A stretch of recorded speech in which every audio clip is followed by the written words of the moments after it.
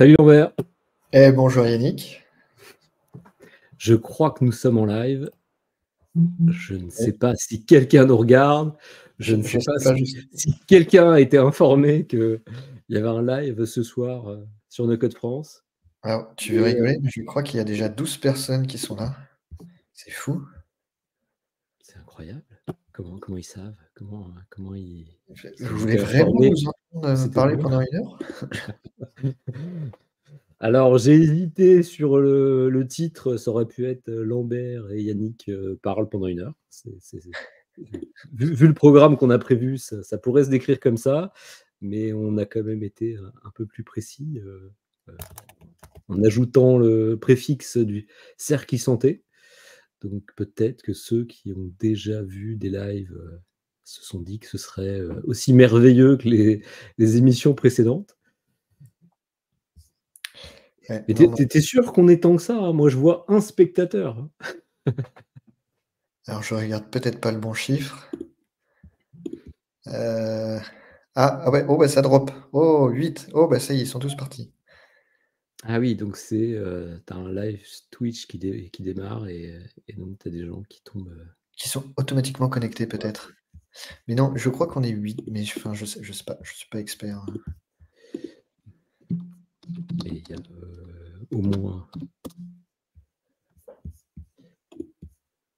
Itchebeg qui nous parle. Donc on fera au moins une émission pour Itchebeg. Ouais. Ah, Alors maintenant, je vois 10 personnes. Maintenant, je vois 10 personnes.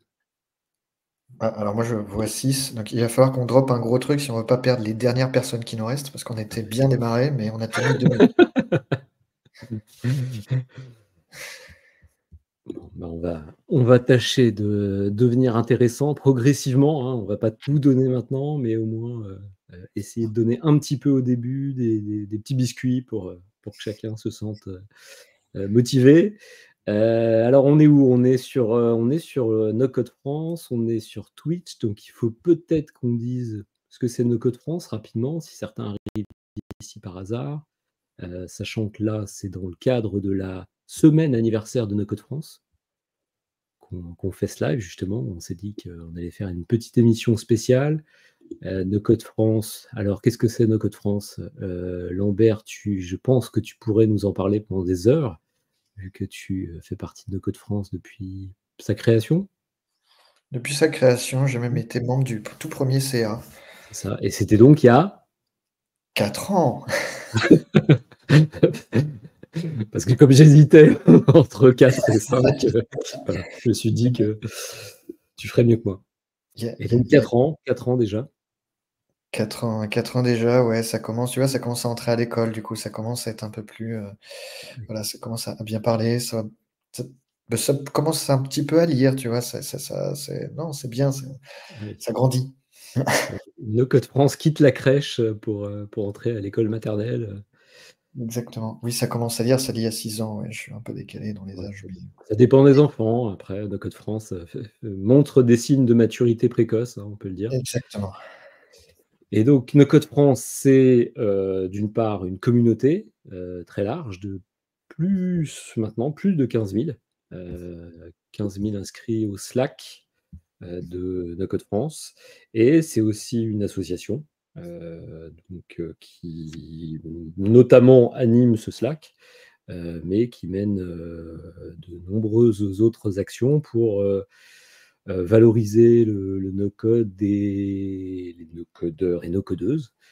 Et donc ça, c'est excellent. Et aussi faire des lives régulièrement tout au long de l'année. Donc là, c'est la semaine de No Code France, la semaine anniversaire. Donc il y a des lives spéciaux, mais toute l'année, il y a des lives sur Twitch sur différentes thématiques, différents outils. Voilà, comment dire, les thématiques abordées sont multiples, mais pour ceux qui passent par là, n'hésitez pas à repasser à d'autres occasions pour en savoir plus sur le no-code.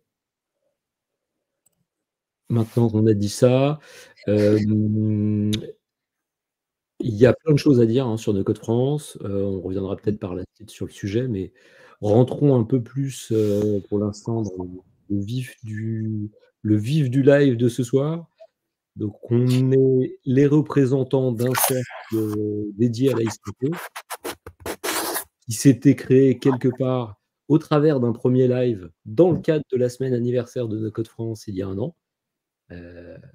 En fait, moi, je venais d'arriver chez No Code France. Je venais de découvrir le no-code, en tout cas, de découvrir réellement le no-code.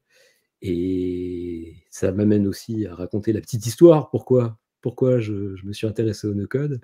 Parce que, alors je l'ai raconté plein de fois au No Code Summit récemment, mais je pense qu'il faut le redire. J'ai reçu la newsletter du Hacking Health Camp, voilà, ça m'échappait, du Hacking Health Camp, qui est un événement, pour faire simple, un hackathon dans le secteur de la santé. Et dans cette newsletter, il mentionnait une société qui allait accompagner des projets, participer à l'événement. Donc ça, c'était en 2023. Et cette société s'appelait, il s'appelle toujours d'ailleurs, je crois, Build for Care. Et donc, je me suis dit, tiens, qu'est-ce que c'est Build for Care? La description semblait intéressante, donc je suis allé un petit peu plus loin et je suis allé sur le site de Build for Care et j'ai vu que c'était une société créée il n'y a pas si longtemps que ça, mais qui commençait déjà à faire son chemin pour proposer des solutions no-code à des acteurs de santé, faire des projets santé avec du no-code. Et donc là, j'ai vu qu'il y avait quelqu'un dans l'équipe qui s'appelait Lambert, mais pas que. J'ai vu qu'il y avait Kylian et Laurie. C'est ça.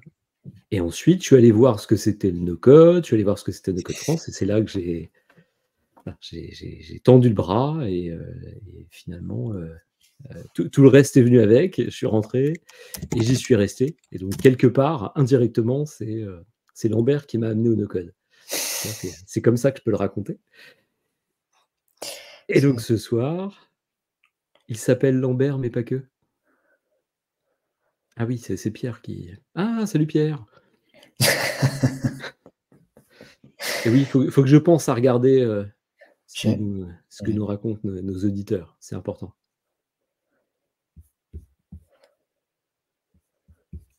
Bon, Pierre a l'air enchanté de faire ta connaissance, Lambert, parce qu'il ne te connaissait pas encore.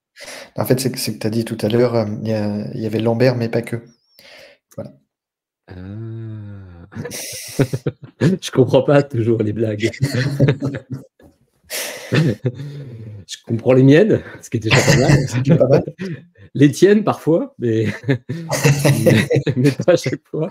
Et celles de Pierre, peut-être encore moins. Mais continue, Pierre, parce qu'elles sont souvent drôles quand je les comprends.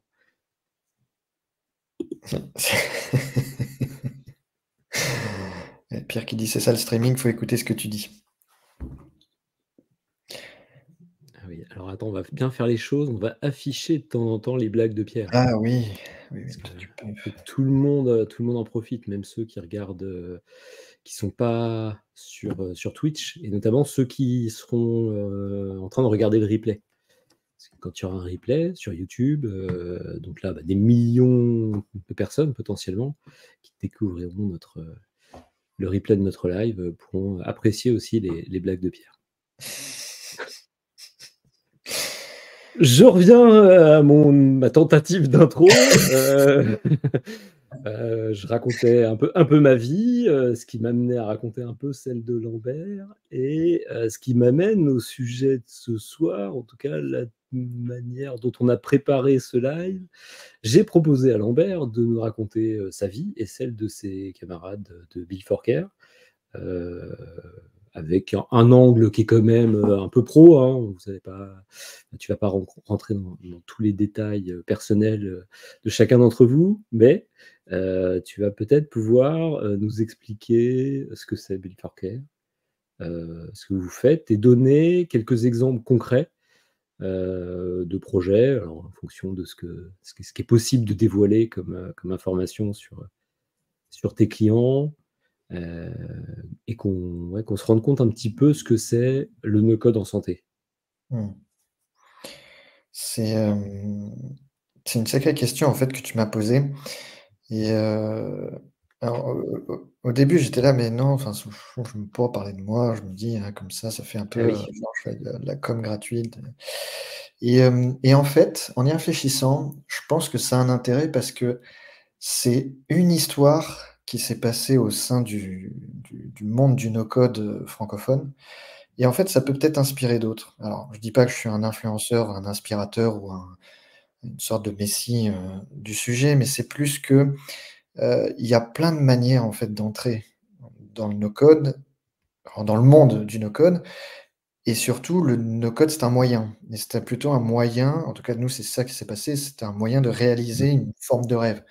Donc c'est assez intéressant finalement de le voir. Alors forcément, on va le prendre dans le prisme de ce que nous on a fait, de nos expériences, de la santé, mais peut-être que justement d'autres personnes pourraient, bah, enfin, qu'il y ait quelque chose qui résonne en eux sur d'autres secteurs, sur d'autres manières de faire, sur d'autres réalisations. Et je pense que c'est, en fait, je pense que justement ça peut être assez sympa, d'autant que c'est, enfin, je garde la notion du no-code comme c'est un peu cette porte qu'on ouvre, et enfin, qui ouvre sur un autre univers et qui change franchement la donne. Enfin, je me suis au tout début, il y a 4 ans, que enfin, du coup, un peu plus, parce que ça fait, du coup, maintenant un peu plus longtemps que je suis dans la communauté, mais c'est un peu comme ça que je qualifiais, en fait, on ouvre une porte vers un autre monde, un autre univers. Je sais plus précisément ce que j'ai dit, mais c'était à peu près ça. Et en fait, j'ai bien envie de garder ce sentiment. Cet univers est beaucoup plus structuré qu'il y a 5 ans, et ça a vraiment tendance à se professionnaliser et à permettre des choses assez incroyables. Mais c'est toujours vraiment un monde où finalement des gens de plein d'horizons peuvent entrer et ressortir de là sur quelque chose d'autre, nouveau, et c'est fantastique. Hem, je vois que tu demandes à ce que Pierre continue les blagues. Ouais, comme ça permettra un peu de faire un double discours, côté blague, un Un côté peu moins sérieux, ouais, ouais, ouais.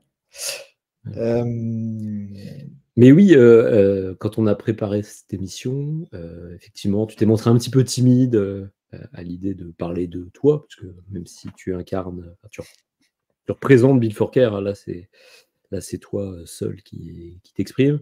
Je L'argument que j'ai avancé, c'est que moi, j'avais le sentiment que, bah, si une boîte incarnait, le no-code en santé, c'était bien Bill Fourker, ce qui rejoint un peu l'histoire que j'ai racontée, hein. C'est que vraiment ça peut inspirer, ça peut, montrer. Alors, justement, on a vu des personnes rentrer dans la communauté, s'intéresser au sujet, poser des questions, et on voit bien, quelque part, vous avez un coup d'avance, vous avez ce vécu qui permet de raconter des histoires, et de dire: «Bah, ça, on l'a fait avec telle solution, on l'a fait en se posant telle question».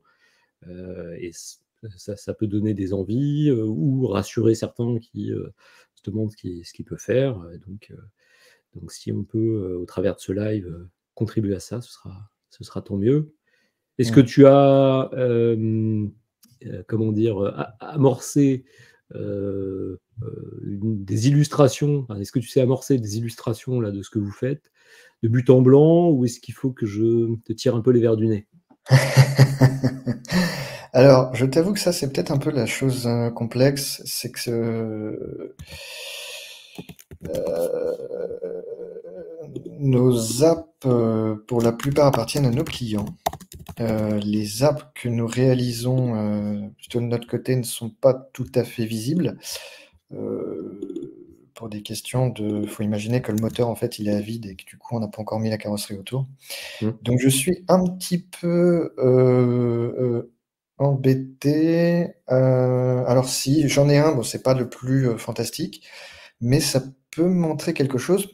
Heu, Tu as parlé tout à l'heure justement du hackathon, du Hacking Health Camp, et c'est Oui. assez intéressant. Alors, pour reprendre, donc oui, le Hacking Health Camp, c'est un hackathon dans la santé. Donc vous êtes médecin, ou pas que d'ailleurs, mais vous avez une idée de choses à développer dans la santé, une appli ou autre chose, hein. Ça peut être du matériel, ça peut être un concept, ça peut être plein de choses, c'est vraiment pas que de l'informatique. Et beh, vous pouvez aller à Strasbourg. Chaque année, il y a un hackathon qui est réalisé avec plein de gens, vraiment pas mal, où, vous êtes mis en équipe. Vous avez en fait une équipe avec des gens, des designers, des développeurs si vous avez besoin de développeurs, des ingénieurs si vous avez besoin d'ingénieurs. enfin ingénieurs, je sais pas, plein de choses différentes, électronique, mécanique, ce que vous voulez. Et plein de petits mondes comme ça, en fait, de spécialistes qui viennent vous aider en un week-end à sortir un prototype, ou en tout cas un concept très avancé de l'idée. Et en effet, nous, on l'avait réalisé en 2023. On était sur 2 projets. Et aussi, ah oui, pardon, je précise, j'étais très centré sur Strasbourg, mais aussi à Nantes et oui, potentiellement dans d'autres villes. C'est le plus gros hackathon santé au monde de tête, si je ne me trompe pas, mais c'est assez Ouais. impressionnant. Il y a vraiment du monde. Il y a un bon petit paquet d'équipes. Vous verrez la précision du coup de mes chiffres, hein. C'est, mais vraiment c'est gros. Et il y a des choses assez intéressantes qui sortent. Il faut savoir que sur les années précédentes, il y a des belles boîtes qui se sont montées sur justement des concepts qui aujourd'hui existent toujours et fonctionnent très bien. Des boîtes, alors c'est dans le milieu de la santé, donc ça parlera peut-être pas à tout le monde, mais des boîtes comme Synapse, des boîtes comme Arcane, et bien d'autres dont j'ai absolument oublié le nom. Mais voilà, il y a quand même pas mal de boîtes qui sont sorties de là avec des concepts très intéressants. Voilà. Et donc là, par exemple, moi j'étais intervenu dans une équipe plutôt sur un volet diabète. L'idée étant que quand alors, bon, pour ceux qui ne sauraient pas, le diabète, c'est une maladie chronique, c'est assez grave. Il y a 2 types de diabète, avec des gravités justement qui sont assez différentes suivant les patients et suivant l'âge, parce que c'est quelque chose quand même qui a tendance à devenir dé dégénératif. Oui. C'est de pire en pire. Hem Et ça implique aussi tout un accompagnement de la personne au quotidien, parce que finalement, enfin, suivant le type de diabète, vous pouvez pas forcément tout faire. Il y a vraiment des changements dans la vie quotidienne qui sont à prendre en compte. Et du coup, il existe un concept de patient partenaire où en fait, des patients enfin, sont eux-mêmes des patients, mais qui sont, on va dire, très informés, qui sont proches de l'équipe médicale et qui s'informent continuellement sur la maladie, bah, vont pouvoir accompagner d'autres patients pour les aider justement dans leur vie quotidienne. Heu, voilà, comment est-ce qu'on vit avec ça? Comment est-ce qu'on fait pendant les fêtes de fin d'année? Comment vivre sa sexualité? Comment vivre le travail? Voilà, comment expliquer ça aux collègues ou pas, et cetera. Et la difficulté qu'avait l'équipe qui était là, c'est que, c c'est bien d'avoir des patients partenaires, mais en fait, finalement, c'est un peu éclaté entre toutes les équipes. Parce que chaque équipe de, diabétos, donc des équipes de diabétologie des hôpitaux, c'est des équipes autonomes. Donc ils ont leurs propres patients partenaires, mais bon, ils tiennent un listing un peu à l'ancienne et c'est pas forcément évident de communiquer avec eux. C'est pas forcément non plus évident d'en recruter, de les valoriser. Parce qu'il faut valoriser aussi ces personnes qui vont justement aider d'autres patients. Et Julien, tu as tout à C'est un fait raison. concept assez récent, je pense, les patients partenaires, en tout cas, d'une manière un peu professionnelle. Heu, l'impression Alors, que le concept oui, existe en soi depuis longtemps, parce que forcément, oui. il y a de la solidarité qui s'est sans doute créée déjà depuis longtemps, mais le fait de rendre ça un peu plus, organisé. Tout à fait et tu fais bien de le dire puisque justement il y a un diplôme qui existe pour devenir Oui. patient partenaire. Alors je ne sais pas de quand il date, mais en effet, c'est-à-dire que les personnes sont certifiées patient partenaire. Alors c'était peut-être ça même peut-être pas le même terme patient partenaire. Nous on Oui. utilisait ce terme-là parce que ça correspondait vraiment à la façon dont ils plaçaient les personnes, au sein de l'équipe. Mais en effet, c'est vraiment quelque chose qui s'est professionnalisé et en effet, là, enfin, je vois Julien ce que tu dis. Oui, il y a les assos, nationales, c'est même porté d'ailleurs beaucoup par ces assos. L'idée là, vraiment, en fait, eux, ce qu'ils avaient, c'était d'essayer de rassembler un peu tout, de valoriser, de les aider, de dire, bah, voilà, moi je peux intervenir sur tel type de sujet, sur telle date. Donc ça permet par exemple à l'hôpital de dire: «Bah, on va mettre en place des groupes de parole, des réunions, des mini conférences, auxquelles les patients pourront assister, animées par des patients partenaires» et voilà, et vraiment sur plein de thématiques possibles. Donc voilà, ça a été, le sujet. Donc en un week-end, il a fallu essayer de créer un peu un prototype de l'application, pour arriver à le faire. Je prends la question de Julien qui dit: «Ça existe pour toutes les maladies chroniques». Je ne crois pas. Je ne crois pas que ça existe pour toutes les maladies chroniques et du coup, d'ailleurs, l'idée de l'équipe Diabéto, c'était de se dire: «Si ça marche avec le diabète, potentiellement ce genre d'appli peut être utilisé pour tout type de maladie, même s'il y a Ouais. pas la notion du patient partenaire, par exemple, qui existe pour cette maladie. Après, je ne suis pas expert, je pourrais pas aller plus loin, mais pour moi, ça existe pas, à chaque fois. Et donc voilà, donc fallait qu'en un week-end, on arrive à savoir ce que précisément l'équipe médicale avait en tête, arriver à faire un peu un benchmark et une discussion de quelles fonctionnalités on arriverait à lancer, en fait, le dimanche midi à peu près. Parce qu'en fait, on arrive le vendredi soir et le dimanche midi, il faut qu'on Mmh. sorte quelque chose et qu'on le présente vraiment à tout le monde avec un pitch et cetera. Hem, Parce que l'équipe projet, donc c'était que des professionnels de santé? oui, on avait médecin, pharmacien, je crois IDE, dans la diabéto, des patients Alors diabéto. IDE, hein, pour ceux qui sont pas, Oui, pardon. experts du secteur de la santé, hein, c'est infirmier, infirmière de diplômés d'État, mais c'est assez courant d'utiliser l'acronyme, quand on travaille dans ce secteur. Quand on est du milieu, C'est ça. oui, oui, oui, c'est infirmier, infirmière. Tout à fait. Donc oui, vraiment, c'était une équipe globalement médicale et à côté de ça, on était, 3 développeurs, et une designer, Alors designer/UX. alors il y a Julien qui demande si on a organisé enfin, si vous avez organisé un hackathon. Alors Donc non, c'était pas les organisateurs. Les organisateurs, c'est non, vraiment la structure, c'est Hacking Health le Camp.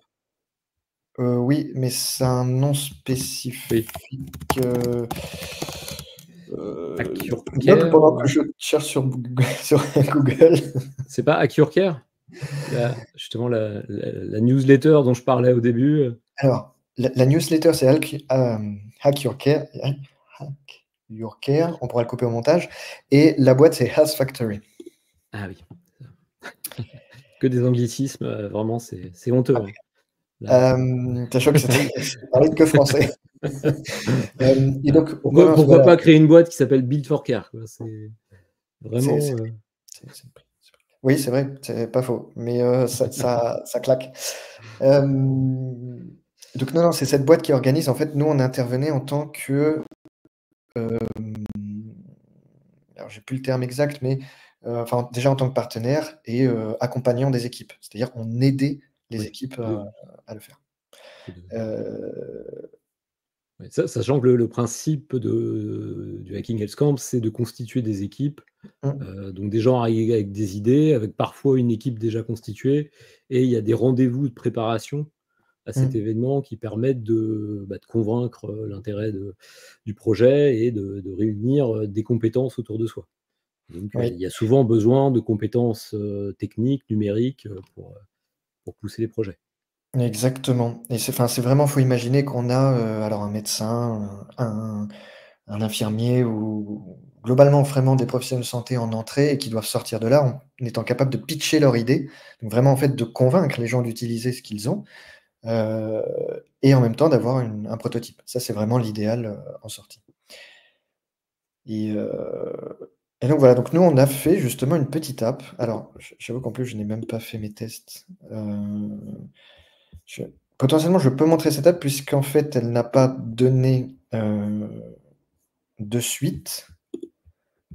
Vous me direz, c'est très triste, mais c'est comme ça. C'est parce que, bah, c'est bien d'arriver, en fait, à hacker, on va dire, la chose, mais après, concrètement, pour mettre en place les choses, bah, Mmh. c'est un autre, sujet et un autre chemin et c'est pas toujours le plus facile. Oui, Heu, entre faire un proof of concept, et faire une exactement, solution viable, il y a encore quelques questions à se poser entre les 2 et exact quelques actions à mener.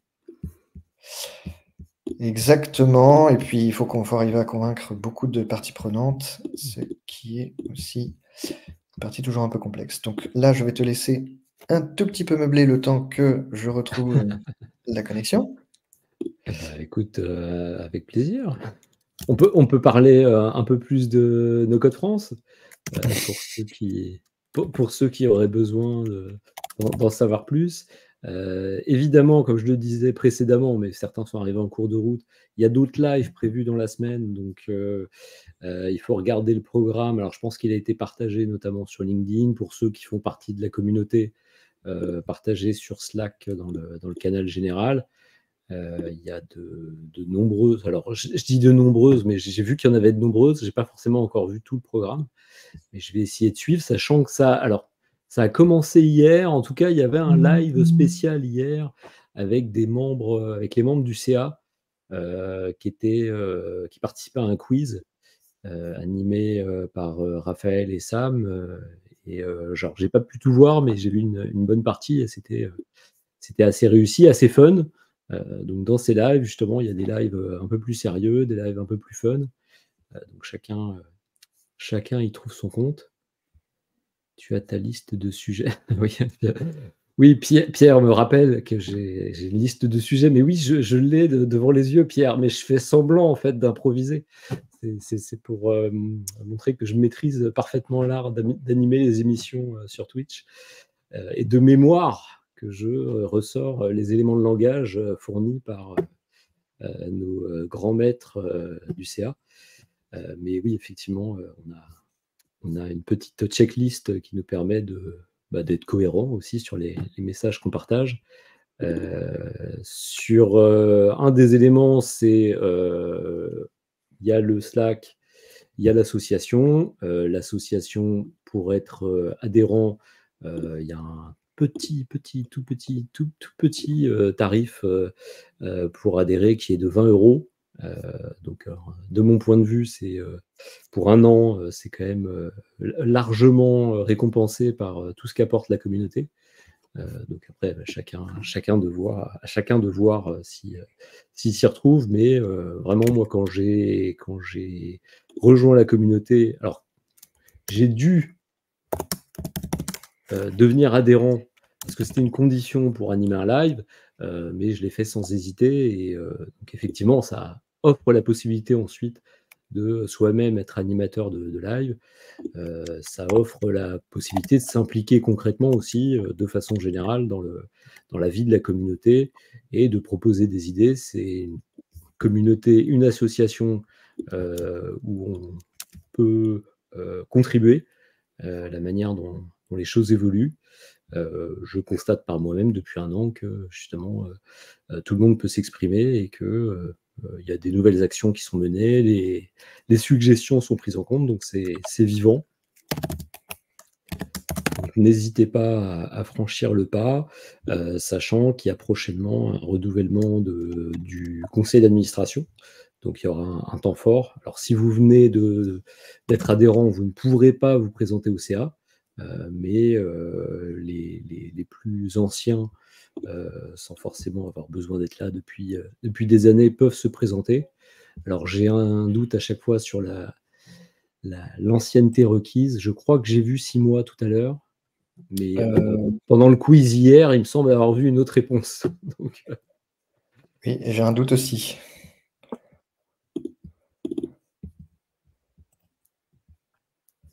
alors, je vérifie. Je pense que je peux... Les candidatures.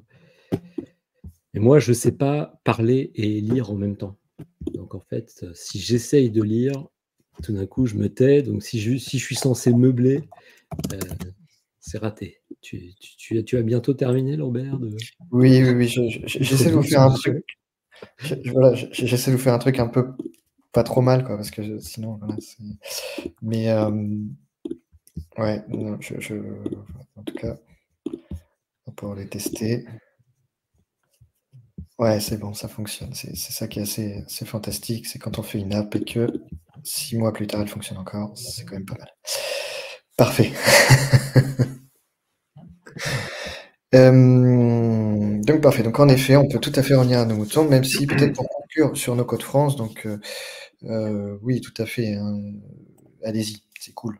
En tout cas, ça aide l'association à engager des actions pour à la fois promouvoir le no-code, pour aider ceux qui sont dans le no-code, ceux qui se lancent, ceux qui commencent et qui ont besoin justement d'un coup de main. Il y a un système de mentoring, il y a des petites fêtes qui sont réalisées de manière très régulière, des petits meet-up. On rencontre les gens de la communauté qui sont quand même ultra sympas. C'est une sorte de seconde famille pour chacun d'entre nous. Il y a aussi, vous voyez, l'association permet à 2 personnes comme ça de discuter, même si on ne comprend pas forcément ce qu'ils disent, mais voilà, Ils s'amusent bien. Donc sachez que vous avez le droit aussi de faire ça, voilà. Oui, ils sont un peu fous, chez No Code France, ils laissent n'importe qui prendre le micro en Ça se passe toujours utilisant bien. en utilisant la marque No Code France. Alors bon. Tout à fait et du coup, heu, c'est pas facile de faire 2 sujets en même temps. Hem,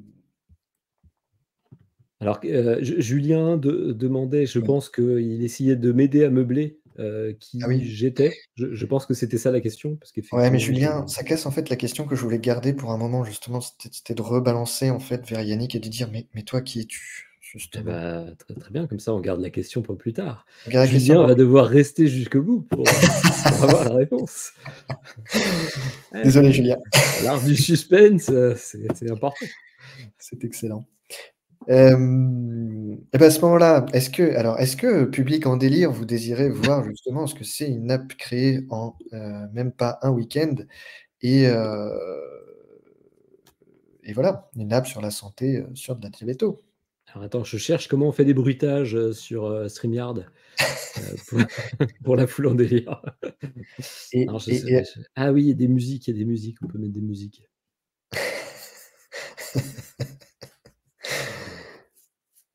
Bah oui, mais je non, je j'ai pas foule en alors, délire.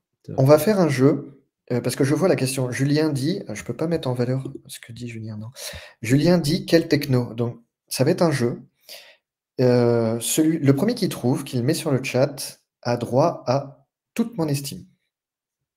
Voilà et après si je peux présenter, non, c'est ça? Tu dois pouvoir. Amélie, c'est bien noté, enfin je pense que c'est Amélie le prénom. C'est bien noté, je le pousse, derrière. Non mais Pierre, tu as pas le droit! Mais non mais Pierre, il casse le jeu. Alors attends, Bon, comment on fait pour enlever les messages de Pierre? allez, sans plus attendre, alors est-ce que je peux comment je fais? Oh là là, ça va être compliqué. Donc, alors, vous excuserez le côté design étant donné que ça a été fait en très, très peu de temps. Je préfère vous le dire tout de suite. Alors, excusez-moi, je galère. Partager écran, mais oui. Pierre va enfin découvrir le no-code, c'est grâce à nous. C'est pour l'instant, en fait, il sait ce que c'est Slack, mais en fait, le no-code, il a pas encore eu l'occasion de découvrir. Non, vous savez, c'est les personnes, justement, ils parlent beaucoup parce que justement, en fait, ils essaient de meubler un peu le fait qu'ils connaissent pas trop. Ah oui, la culture, c'est comme la confiture, ça marche aussi avec, le no-code. Je pense qu'il ne faut pas qu'on croise Pierre pendant les 6 prochains mois. Ah non, mais c'est bon, on l'a croisé il y a pas longtemps au no-code summit, donc ce sera, ah non, ce sera peut-être pas dans 1 an, parce qu'il y a la no-code week, Tout à fait. et Peut-être qu'en fin de live d'ailleurs, comme ça tient un autre teasing pour garder tout le monde. En fin de live, on parlera peut-être un peu plus de ces petits événements un peu sympas parce que voilà, petit à petit, on vous montre que c'est trop bien de Code France. mmh, Hem, donc, alors je ne sais absolument pas si mon écran a été partagé. non, faut que je l'ajoute à la scène peut-être. Regarde ça, Ah voilà! j'avais pas vu. Alors en effet, hein, enfin Pierre avait raison, hein, c'est Xar et pourquoi est-ce que Xar lui est venu avant même qu'il voie l'interface? Parce que Xar, est un des seuls outils qui permet d'héberger de la donnée de santé. Il y a voilà, alors pour ceux qui connaîtraient pas le milieu de la santé, on a une réglementation très spécifique, qui oblige à avoir un hébergement qui a une certification spéciale appelée hébergement données de santé et dans les outils no code, eh bien, il n'y en a que très peu qui l'ont. Ce qui limite beaucoup les choix et que ça en est un. On a fait des lives un peu sur ce sujet, on pourra en rediscuter. D'ailleurs, venez sur No Code France pour qu'on en discute, comme ça remettra du monde. Mais voilà, on ne peut pas en tout cas utiliser tous les outils, quand on est dans le milieu de la santé. Voilà, donc en fait, ce qui se passe, c'est qu'on a créé une sorte d'interface pour les patients partenaires, où en fait, ils vont pouvoir avoir un profil, décrire un petit peu qui ils sont. Ils vont pouvoir effectuer des recherches pour trouver, par exemple, des types d'ateliers. Alors je sais que dans mes tests, j'avais fait un sur la sexualité, si je ne m'abuse, voilà et ça permet de faire ressortir les établissements En tout cas les équipes qui travaillent sur ce sujet. On peut du coup après voir des informations, on peut contacter l'équipe. «Bonjour, je peux, animer un atelier». Voilà, hop, on envoie le message et voilà et l'équipe revient vers moi. On pouvait aussi créer des systèmes de messagerie, la possibilité d'avoir des documents et cetera. Par exemple, je pourrais ajouter un document. Ah, vous remarquerez que ça ne fonctionne pas. C'est normal, c'est que je n'avais pas dû le terminer à ce moment-là. Mais voilà, on a la possibilité en fait de remplir un profil avec un formulaire qui est relativement, bah, sympa et moderne, et voilà, on peut remplir des informations avec, voilà, on peut choisir des éléments. Voilà, je vous le passe rapidement parce que c'est, heu, c'est pour vous montrer un petit peu ce qu'on peut faire aussi en finalement en très peu de temps. Ah, on pourrait même ces disponibilités, pardon, je suis disponible les lundis matins, les mardis matins, le mercredi après-midi et le vendredi soir. Hop et je et voilà. Voilà pour vous montrer peut-être un peu rapidement une application, c'est l'avantage c'est que, celle-ci comme en fait elle a pris, bah, en tout il y a même pas 20 heures de dev, donc ça permet de voir aussi ce qu'on peut faire en tout cas sur un court laps de temps et on arrive en fait à créer, bah, une petite application qui fonctionne avec des petites choses sympas. Alors, est-ce que, par rapport aux besoins, donc là, c'est Xar qui a été utilisé. Le besoin était vraiment d'avoir, une application web uniquement ou est-ce qu'il y avait d'autres besoins un peu plus complexes? Parce que là, ce que tu as montré, c'est la partie visible ou est-ce qu'il a fallu, créer des automatisations ou Oui. d'autres aspects plus complexes? Alors derrière, il y a de l'automatisation qui tourne. Il y en a une, enfin, très concrètement, qui met à jour la date du jour, puisque ce n'est pas natif dans Xar et ça permet en fait de calculer automatiquement l'âge de la personne, mais alors ça c'est de la petite automatisation. Après non, il y a pas celle-là n'a pas tellement une grande complexité parce qu'on avait très peu de temps pour la faire, donc on a limité les fonctionnalités. On n'a pas de calendrier, on n'a pas de, tous ces aspects-là, mais la roadmap qu'avait l'équipe, par contre, incluait vraiment des, mmh, des fonctionnalités qui allaient beaucoup plus loin. Et aujourd'hui, on a des applications, alors que ce soit sur Xar d'ailleurs ou ça peut être d'autres stacks, mais qui ont des fonctionnalités qui vont loin. On a des dossiers patients qui sont en production, réalisés en no code. Donc des dossiers patients, ça veut dire on gère vraiment des informations du patient, son historique, ses traitements courants, ses comptes rendus de consultation et cetera, au sein finalement d'outils no code. Hem, Ah oui, ce qui est donc là, assez par rapport au cas d'usage, heu, c'était suffisant quelque part pour, illustrer, le projet, d'avoir, une interface web et de pouvoir, montrer quelques fonctionnalités. C'est ça en fait, c'était vraiment le démarrage, c'est de se dire en fait, bah, le patient partenaire a son espace et bien sûr, si on arrive à faire ça en 20 heures, bah, si on rajoute encore un petit peu d'heures, on va pouvoir commencer à rajouter des fonctionnalités assez sympas et faut savoir l'application et enfin l'équipe et le projet a quand même gagné un prix, au sein du pendant le hackathon. Oui. Donc voilà, c'est que ça a quand même on a quand même réussi à fonctionner. Il y avait vraiment en plus des sujets particulièrement intéressants, sur ce hackathon. D'ailleurs, pendant que j'y pense, je vais donner le lien à la personne qui a Ouais. demandé. Hem, Ouais, c'est un événement dont on parle souvent, moi, j'ai pas encore eu l'occasion d'y participer. J'ai déjà fait des start-up week-end, par le mmh, passé, heu, ce qui peut ressembler un peu à ce type d'événement, mais là, c'est focus santé et il y a vraiment énormément de projets, qui, alors sortent, comme tu le disais, pas systématiquement, mais en tout cas, certains projets, sortent de cet événement et deviennent des entreprises en tant que mmh, telles, comme, Synapse que tu as cité. Mais quoi qu'il arrive, ça semble être vraiment une opportunité pour des personnes qui ont des idées, notamment des professionnels de santé qui, bah, savent concrètement quelque part, quelles peuvent être, des réponses à certains besoins, quotidiens. et qu'il leur manque des ressources techniques ou d'autres accompagnements. Et Mmh. tout de suite, ils vont le trouver dans le cadre de cet événement. Après, ça ne veut pas dire que l'équipe va être maintenue dans la durée, mais au moins, Mmh. ça va donner un petit coup de boost, répondre à des interrogations assez rapidement. Ça permet, semble-t-il, aussi à certains de bien comprendre, ou en tout cas de commencer à comprendre les aspects réglementaires que tu évoquais tout à l'heure, parce que c'est même pour des acteurs de santé, c'est pas toujours évident de se rendre compte de la contrainte liée au fait d'héberger des données de santé, même avant ça, de protéger les données personnelles. C'est des enjeux auxquels ils doivent être aussi sensibilisés de cette manière-là. Tout à fait et il y a aussi tout un accompagnement plus, alors, bon, c'est pas un gros mot, mais business marketing, c'est-à-dire comment faire adopter l'idée, que ce soit au sein d'une équipe, si vous êtes, médecin dans un hôpital et bah, le faire accepter en fait aux autres médecins, direction et cetera. Si derrière l'objectif c'est de créer une société, bah, que cette société puisse le vendre parce que si elle vend pas, c'est bien d'avoir une idée, mais si ça vend pas, ça sert à rien.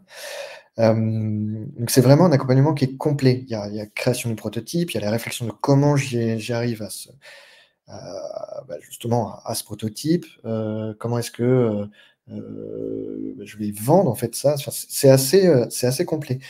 Hem, Ça me fait penser d'ailleurs à un truc, c'est que comme il y a quand même, un cercle e-santé au sein de No Code France qui a tendance à grossir avec de plus en plus de monde qui est intéressé par le milieu de la santé, je pense que ça peut être un excellent, moyen d'entrée pour les no-codeurs, soit enfin, si vous êtes pas no-codeur santé, mais que le monde de la santé vous intéresse, ça peut être super. Alors déjà, c'est super sympa quand même, c'est sur un week-end, donc c'est cool. Hem, c'est intense mais sympa.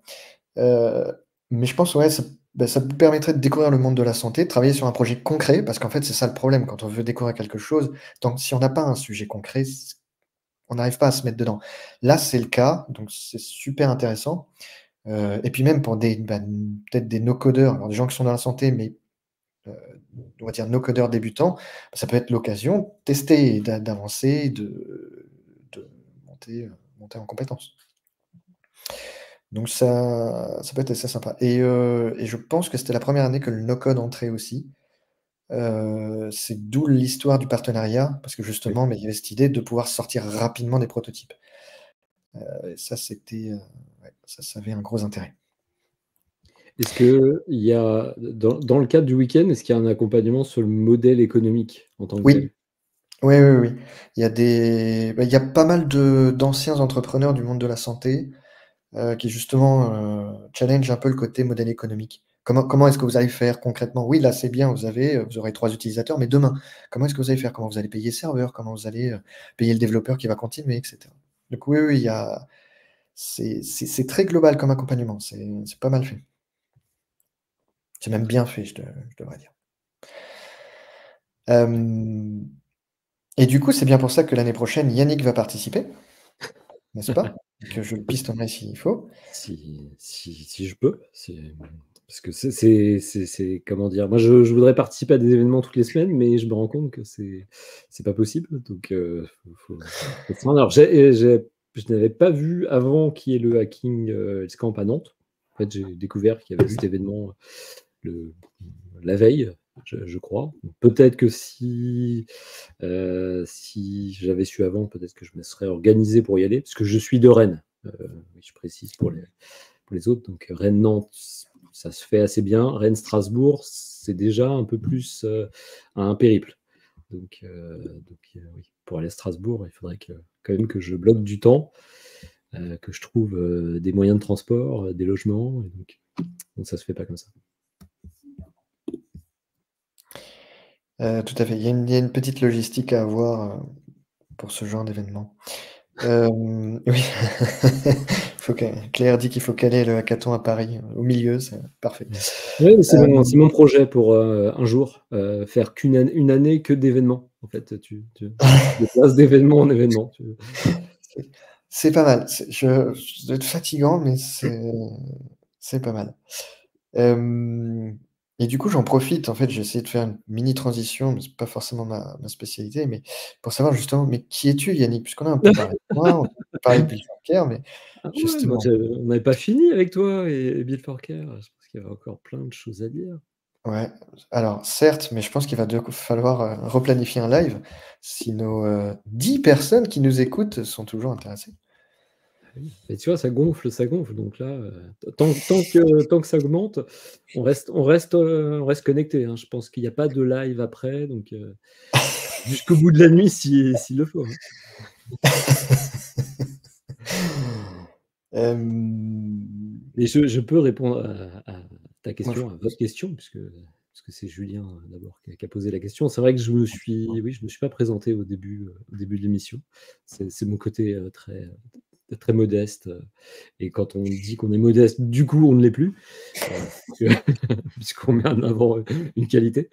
Heu, Bref, je retarde l'échéance. Alors, je suis consultant indépendant, freelance, heu, spécialisé dans le secteur de la santé, et mon cœur de métier, c'est la gestion de projets, numériques. On dit IT, SI, informatique, ou numérique, mais globalement, je gère des projets, e-santé, et donc ça peut, concerner, différents types de clients. Ça va du laboratoire pharmaceutique, à l'hôpital, en passant par, les établissements médico-sociaux, des startups, qui font des projets santé, des éditeurs de logiciels, et donc je fais ça depuis, bientôt 2 ans. Et dans ce cadre-là, j'intègre le no-code à mon offre. J'ai eu le sentiment, donc ça rejoint un petit peu ce qu'on a dit avant, hein, mais que le no-code pouvait être un moyen de répondre efficacement à certains besoins qui ne sont pas pourvus dans le secteur de la santé, heu, qui est un secteur, alors quand je parle de labo pharma, c'est moins vrai, mais un secteur qui n'est pas toujours très bien doté, financièrement, en tout cas qui fonctionne à moyens contraints, et donc des solutions no code qui vont s'adapter parfois à ces moyens contraints, mais en même temps répondre, peut-être parfaitement aux besoins. C'est vraiment une voie qui me semble, adaptée, et donc que je veux recommander à mes clients. De façon générale, j'ai le sentiment que le no code est aussi une réponse aux besoins de nombreuses structures. Donc voilà, je suis arrivé ici, dans cette communauté, avec l'envie de vraiment contribuer à mon offre, mais aussi d'être en relation, en contact avec nombreux no-codeurs. Et il n'y a pas longtemps, il y avait le No Code Summit, et j'ai pu rencontrer physiquement de nombreux membres de la communauté.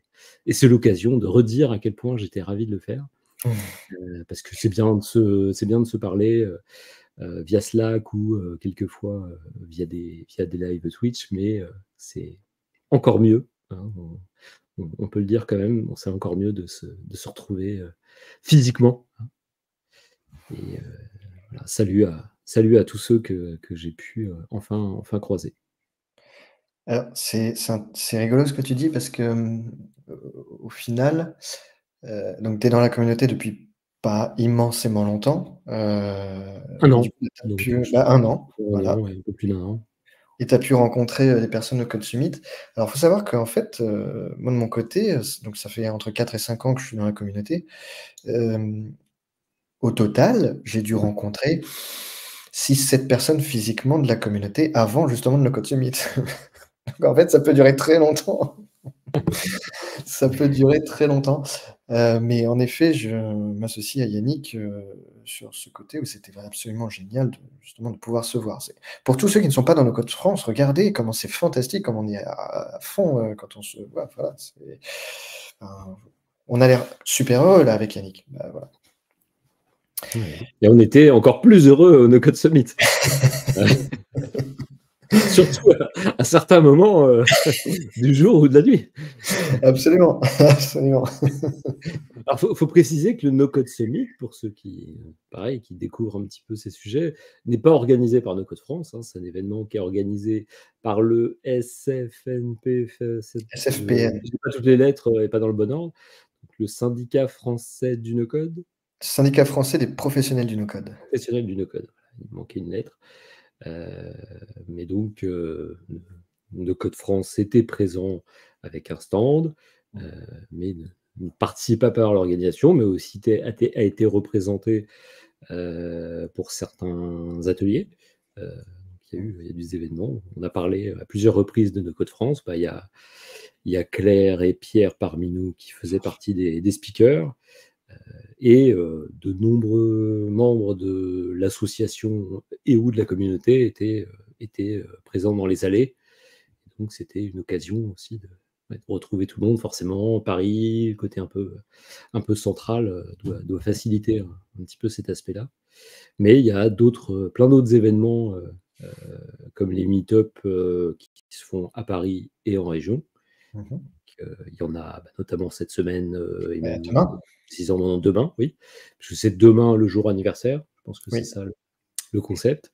Et donc, il y a des meet-up oui, dans plusieurs villes de France.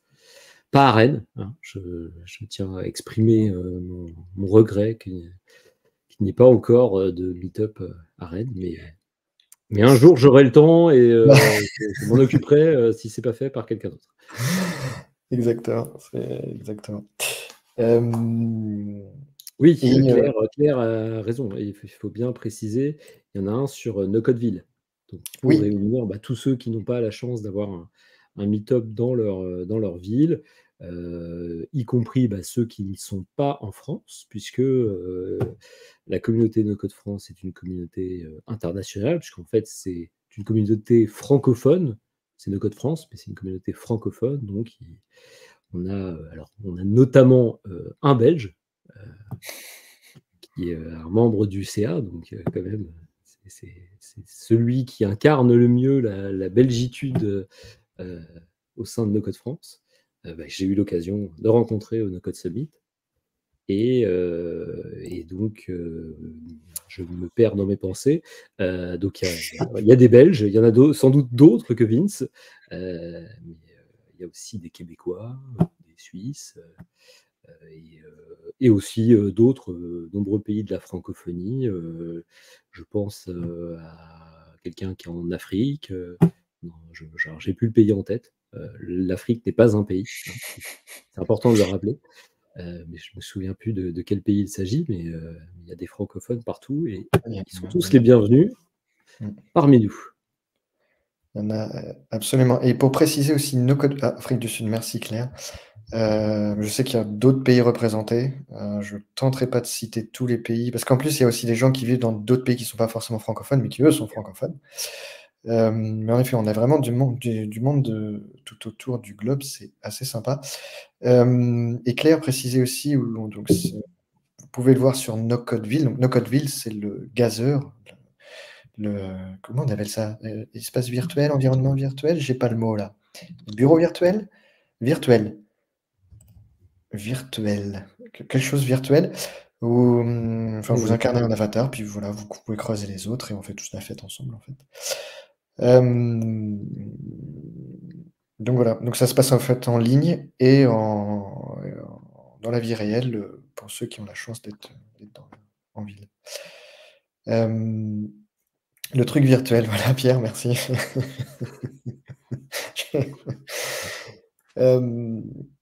Autre type d'événement quand même, parce que Yannick, tu en as parlé un petit peu, mais il y a la No Code Week. Parce qu'en fait, il faut faire du teasing, là, faut que les jeunes ils se disent «Waouh, ça a l'air trop bien», du coup on va venir, les jeunes et les moins jeunes d'ailleurs.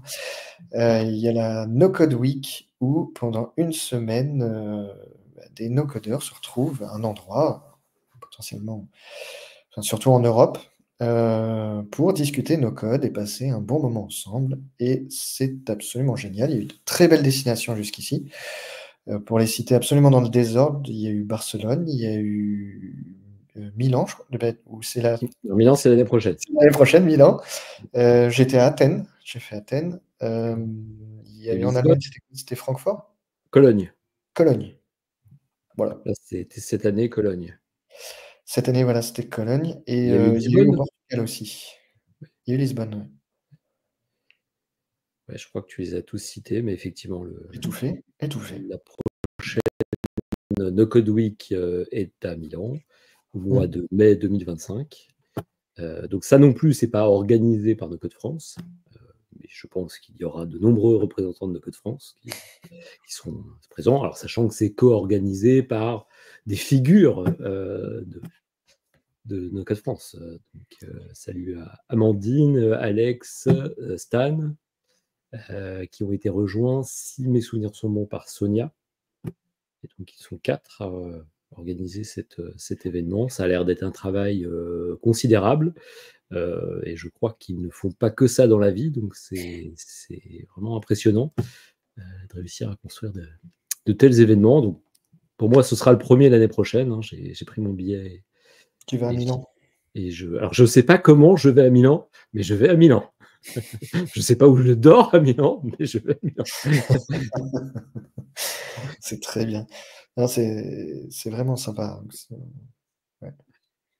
Ah, il y a quelque chose comment dire, de l'ordre de la manipulation mentale, hein, chez No Code France, où en fait tu cliques d'abord, et ensuite tu réfléchis après, et, et donc tu te retrouves inscrit à des événements, parfois très loin de chez toi, et ensuite tu dis ah oui, peut-être que je m'organise.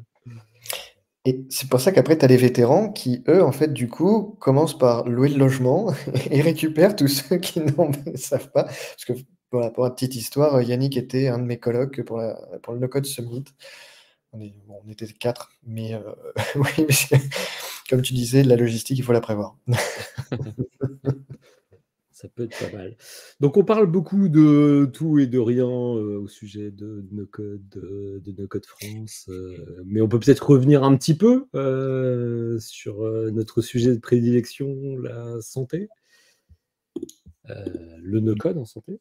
Donc je suis tenté de te ramener quelque part à tes sujets en particulier, Lambert, puisque là tu as présenté un projet qui a été mené dans le cadre d'un Hacking Health Camp.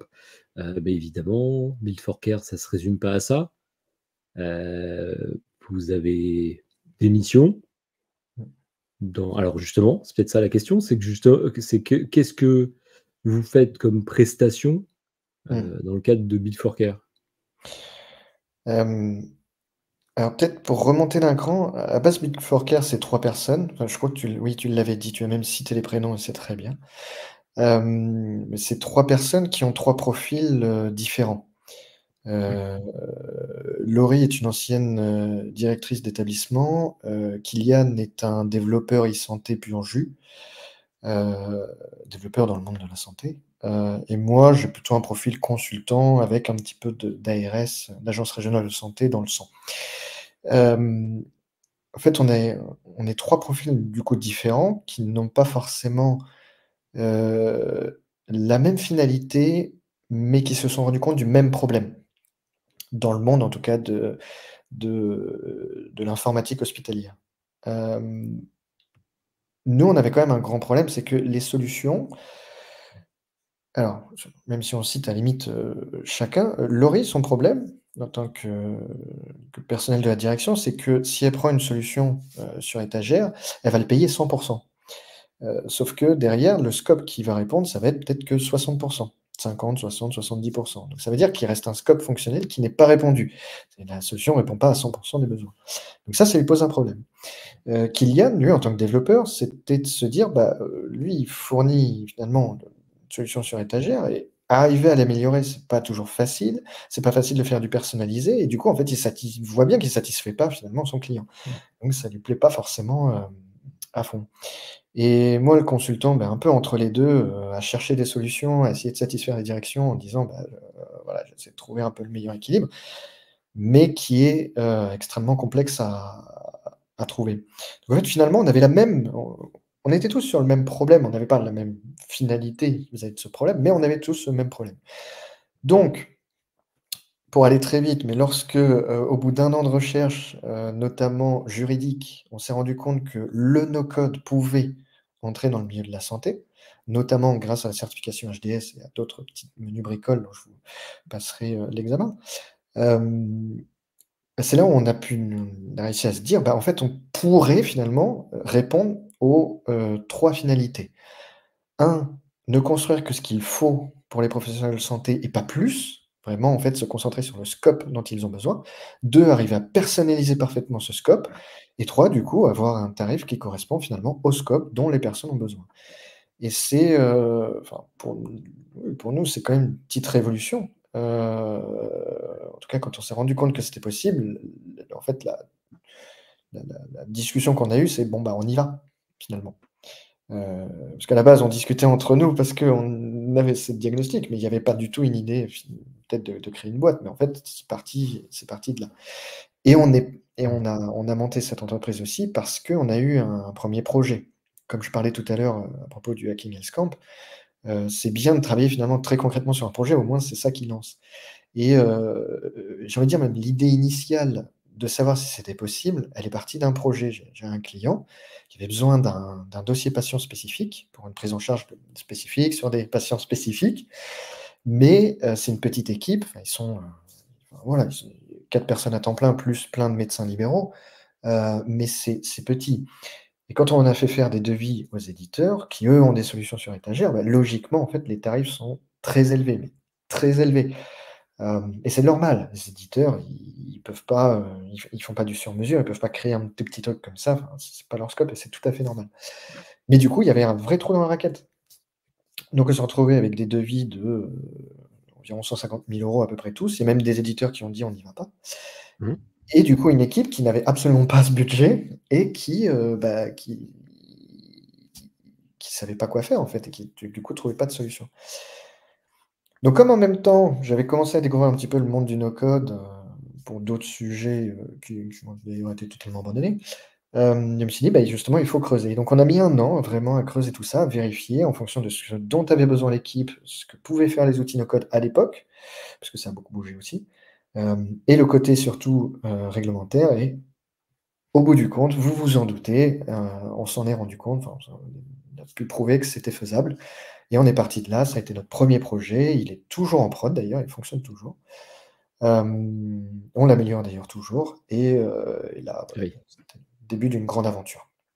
Oui, puisque le principe, en tout cas un des principes, nous, fondamental du no-code pour nous, c'est le côté amélioration, le côté on continue.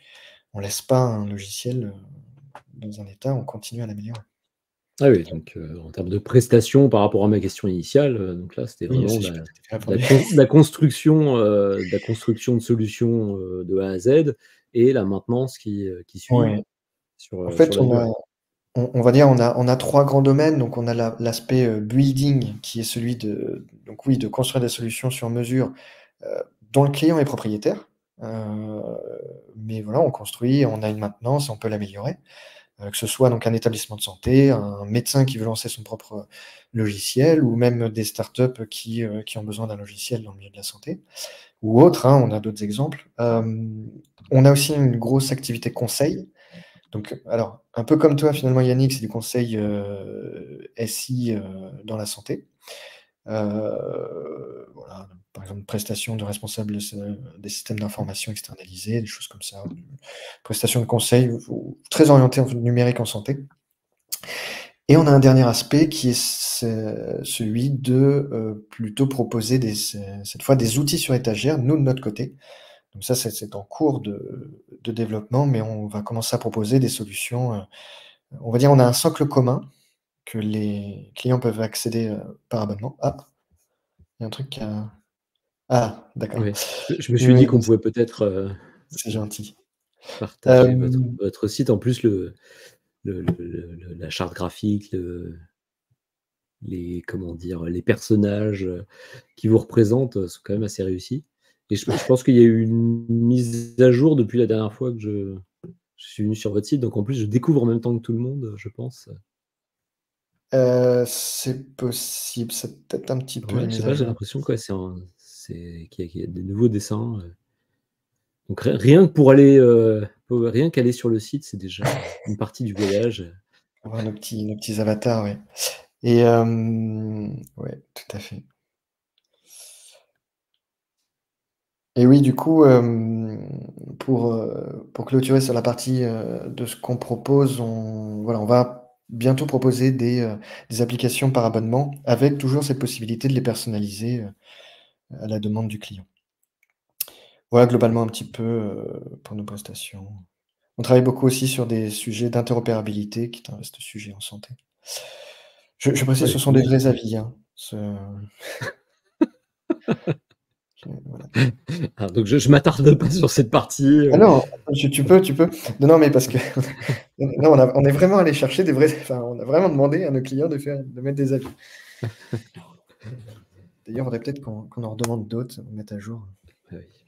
Ouais, bah, ça forcément, c'est toujours un aspect sur lequel, on consacre pas toute l'énergie de l'entreprise, mais c'est important, hein, parce que c'est ça qui aussi, donne envie de travailler avec nous, hein, c'est le les recommandations. Tout à fait. Alors, il faut savoir que nous, on ne fait même pas de commercial, on ne travaille quasiment que sur, recommandation. On a un Ah oui gros et réseau de vous, partenaires. vous ne faites que des solutions pour l'instant à la carte? Alors pour l'instant, voilà, c'est En justement ce que réponse à je un disais. besoin client, ouais, par Ouais, rapport à ce que tu on est à la disais, carte, c'est ça, hein? mais là, on va pousser justement des solutions qui seront, des solutions par abonnement. Donc ça veut dire avec un socle commun. Enfin, comme on prendrait un logiciel sur étagère. La Oui, différence, c'est qu'on garantira la capacité enfin, on garantira, ça dépendra de ce qu'on nous demandera, mais en tout cas, on permettra de le personnaliser. ah oui, Mais c'est en ça, fait, on s'est je rendu j'avais pas compte rebondi que là-dessus, mais effectivement, c'est un autre type de prestation, oui, enfin c'est une plutôt autre volet réponse aux éditeur. besoins, oui. Ouais. On se rend compte quand même qu'il y a des besoins qui sont similaires, donc plutôt que finalement reconstruire, tout de base, en fait, et refaire la roue à chaque fois, on s'est dit qu'on va garder les essieux et puis, bah, on fera l'habillage différemment, en fait, finalement. Si ma métaphore Mais est compréhensible. oui, mais malgré tout, ce sera une solution basée sur des outils no code? Ah oui, oui, oui. Alors no code Oui, slash low code. oui. Ça reste notre ADN. Enfin, le temps qui est gagné grâce à ça, non. Oui, mais ça veut dire que vous vous sentez a priori pas limité, par rapport aux outils que vous connaissez aujourd'hui pour, aller construire une solution, peut-être, un peu plus robuste dans le sens où elle sera capable d'ingérer, des besoins, multiples Ah oui, mais, oui, en oui, prenant oui. en compte la spécificité santé. C'est un sujet qu'on n'aborde pas forcément parce que justement, ça nous paraît un peu naturel. Après, au final, on va dire, dans ce domaine très précisément, bah, on a un peu plus de 2 ans d'expérience. Heu, pour La boîte existe depuis un petit peu plus de 2 ans, c'est pour ça. Donc on a quand même éprouvé beaucoup de cas d'usage et au final, oui, on la limite, c'est plutôt la manière dont on va le faire et donc c'est plutôt de la réflexion de conception et de développement, mais la finalité et la fonctionnalité en soi, on n'a jusqu'ici pas eu de limite particulière. On a même eu des cas, j'ai eu une demande pour faire une application, pour se servir du lidar des iPhones, c'est-à-dire qui permet de calculer la distance entre la personne et l'appareil, pour après, en fait, enclencher des sortes de tests visuels, et en fait, il faut savoir quelle est la distance pour arriver à bien calibrer le test. Donc voilà, et ça, au final, bon, en mettant un peu de code quand même, on se disait que enfin oui, on voyait pas en tout cas comment dire? C'était pas infaisable. On pouvait arriver à le faire. Alors oui, à un moment, il faut peut-être un module de code qui va aller traiter la donnée, mais par contre, tout ce qui va tourner autour peut être fait en no code, de manière assez simple. Oui, oui, donc c'est pour ça que tu apportais la précision importante du low code, heu, Oui, par rapport au vocabulaire, hein. On parle de no code de façon générale et selon les cas, on intègre le low code dans cette grande famille, mais c'est quand même, parfois des solutions qui vont plus verser vers du no code pur où on va assez peu pouvoir, faire des customisations, mmh, alors qu'il y a des solutions qui sont très low code. Ce qui nous amène peut-être à la question des outils, puisqu'on a cité Xar. Donc dans la, stack, de Build for Care, il y a Xar qui a une place importante. Il y a quoi d'autre? Bah, oui, Hem, alors ce je bon, alors alors je vais tout de suite dévoiler, N8N. oui, absolument. Parce que c'est dans le récit de j'ai découvert le no-code grâce à Bill Forker, j'ai regardé sur votre site, vous publiez, enfin, vous aviez une page qui indiquait quels étaient vos outils et parmi ceux-là, j'avais vu, N8N et c'est un de mes favoris, Ah oui, parce que justement, ça semblait être le juste compromis, pour répondre à des besoins, heu, avec une prise en compte des, exigences, réglementaires santé, heu, pour faire de l'automatisation et c'est un outil qui est assez réussi. Moi j'en ai refait un petit peu là, très récemment et à chaque fois je me dis alors j'ai cette, culture, j'ai été développeur il y a très longtemps, donc j'ai encore cette approche, j'aime bien bidouiller. Je mmh. pense qu'à une mitaine, il faut aimer un petit peu bidouiller, et parfois se casser un petit peu la tête, mais on trouve toujours des solutions et des fois, quand on a réussi à mettre en musique, une automatisation avec une huitaine un peu complexe, c'est assez satisfaisant. Donc, il y a un petit peu enfin, je pense que dans le no-code, il y a du plaisir justement quand on fait, Mmh. heu Je suis ah oui, bah, entièrement oui, d'accord. oui, en plus je dis ça, on a Claire avec nous. Bah oui. Voilà, ambassadrice, madame l'ambassadrice N8N, Bah oui. qui représente la France partout dans le monde, pour, Ce qui est pour N8N. ce qui est fantastique en plus avec N8N, c'est que du coup, si quelque chose n'existe pas, on peut le créer. Kylian a créé le node dédié à Avec Axar dans ça. N8N, ce qui facilite quand même le plutôt pas mal. Donc oui, c'est génial, c'est génial. Donc c'est une des C'est briques une importantes de votre stack? Tout à fait, tout à fait. C'est un outil qu'on utilise pas mal. En plus, on a l'avantage, on peut même le mettre chez le client. Donc des fois, ça simplifie, il gère ses propres flux, c'est dans son infrastructure, c'est plutôt pas mal. Globalement, comme autre outil, on va utiliser Supabase. C'est une forme de Xano, open source, donc qu'on peut installer sur des serveurs où on veut, donc potentiellement des serveurs qui sont certifiés hébergement données de santé. Là, on a un projet, on va utiliser aussi du Flutterflow. Flutterflow, c'est un front. Ouais, tu notes en même temps. Flutterflow, il fait du front avec l'avantage de pouvoir faire aussi des apps mobiles. Et on a un POC en WeWeb aussi, sur le front, côté front. C'est globalement nos outils qu'on utilise. Ça fait pas beaucoup. Après, c'est difficile aussi de maîtriser, beaucoup d'outils, mais on est finalement très vite limité, notamment par le fait que la plupart des outils ne peuvent pas avoir des données de santé. Voilà, c'est globalement, ouais, globalement nos stacks et on utilise beaucoup Notion, pour le côté gestion de projet. Tu rigoles parce que, tu sais pas si c'est un outil no code? Pour moi, ce n'est pas pour moi, c'est pas un outil no code, mais après bon, c'est un débat, c'est des débats, c'est un outil de productivité, je catégorise, On vient différemment. de perdre du monde là. Ouais, ouais, ouais, ouais, mais non, alors je dis pas que c'est facile. Enfin, c'est pas pour le dénigrer Notion, parce que ça peut vite devenir un vrai bazar et je sais qu'il y a des spécialistes qui font attention pour qu'on garde des espaces propres, mais c'est pas sur la même finalité. Mais après, c'est aussi, de notre métier. Enfin, nous, on crée des applications pour des professionnels de santé, on n'est pas sur les mêmes finalités. Moi, je comprends que quelqu'un dise que Notion dans une entreprise, ça peut être un vrai outil no code dans le sens où ça crée leur CRM. Bah oui, OK, là je veux bien. Mmh. Nous, on le voit pas tellement comme ça, on le voit comme un outil de productivité. Mais voilà, je suis pour Je la te paix des ménages. rejoins à ça. Je te rejoins par rapport à ça.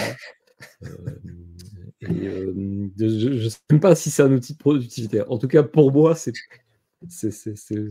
à la fois un outil de productivité, mais un outil aussi de non-productivité. Oui, oui, c'est Parce que risqué. justement, par rapport au côté bazar, assez facilement, je pense que c'est fait pour certains cerveaux et Ouais. et pas pour tous les cerveaux. C'est Shubham, tiens, qui a mis un post sur LinkedIn, peut-être aujourd'hui ou hier, enfin je sais pas, mais qui mettait, en fait, le risque de tous ces outils de productivité, c'est que du coup, ils nous avalent, en fait, et on passe notre temps dessus, à les configurer, à essayer de faire des trucs, et cetera. Et finalement, en fait, ils nous mangent notre productivité parce qu'on passe beaucoup trop de temps dessus. Donc, voilà, je trouve ça assez pertinent dans certains cas. Et Claire demande du coup uniquement en self-hosted pour tout ce monde-là, alors que ça ne peut pas être self-hosté, enfin peut, mais ça coûte une fortune. Par contre, N8N, Supabase, oui, sachant qu'on peut le mettre soit chez le client, s'il a une infrastructure qui correspond. Alors, si c'est un établissement de santé, ils sont automatiquement autorisés à mettre des données de santé en fait, dans leur infrastructure. La loi est comme ça. Et sinon, on peut l'héberger chez un hébergeur agréé données de santé, par exemple OVH-LE, il y a Claranet, euh, il y a ITS Integra. Je cite mes compatriotes GPL Expert. Il faut parler des copains. Ils sont moins connus, mais c'est un de nos plus grands partenaires. Euh, et bien d'autres qui existent. En fait, il y a une liste sur le site de l'ANS sur tous ceux qui sont certifiés hébergement de données de santé. L'ANS, l'Agence du numérique en santé. L'agence du numérique. Je fais le traducteur des acronymes. Ouais, oui, oui, absolument. On en utilise beaucoup. C'est vrai, je pense, dans tous les secteurs d'activité, mais oui. Dans la santé, il y en a pas mal. Non, tu as bien raison. Alors, je crois que Claire a une question. Pour du web ou du Flutterflow, vous réhébergez aussi ou considérez que c'est du front pur? Que c'est du front pur. C'est-à-dire que les données ne transitent pas. En fait, les données transitent en local. Si ça est autorisé.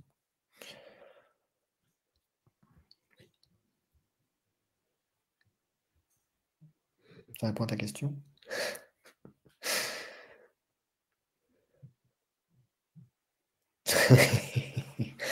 Oui, ça a été un vrai débat. Un vrai débat, mais oui, non, c'est OK. En fait, ça gère vraiment qu'un front et les données viennent sur le poste et c'est tout. Donc ça va. C'est peut-être Claire qu'il faudra inviter la prochaine fois. Hein, mais je pense. Pour une interview. Hein, parce que je l'ai vu aujourd'hui dans une vidéo. J'avais un peu de retard dans ma liste de replay. C'était un projet. Alors, je ne sais pas si il était tagué santé, mais en tout cas, ça ressemblait un petit peu quand même à ce sujet. Et elle a évoqué un point auquel je n'avais pas encore été sensibilisé, c'est les données qui peuvent circuler dans les appels.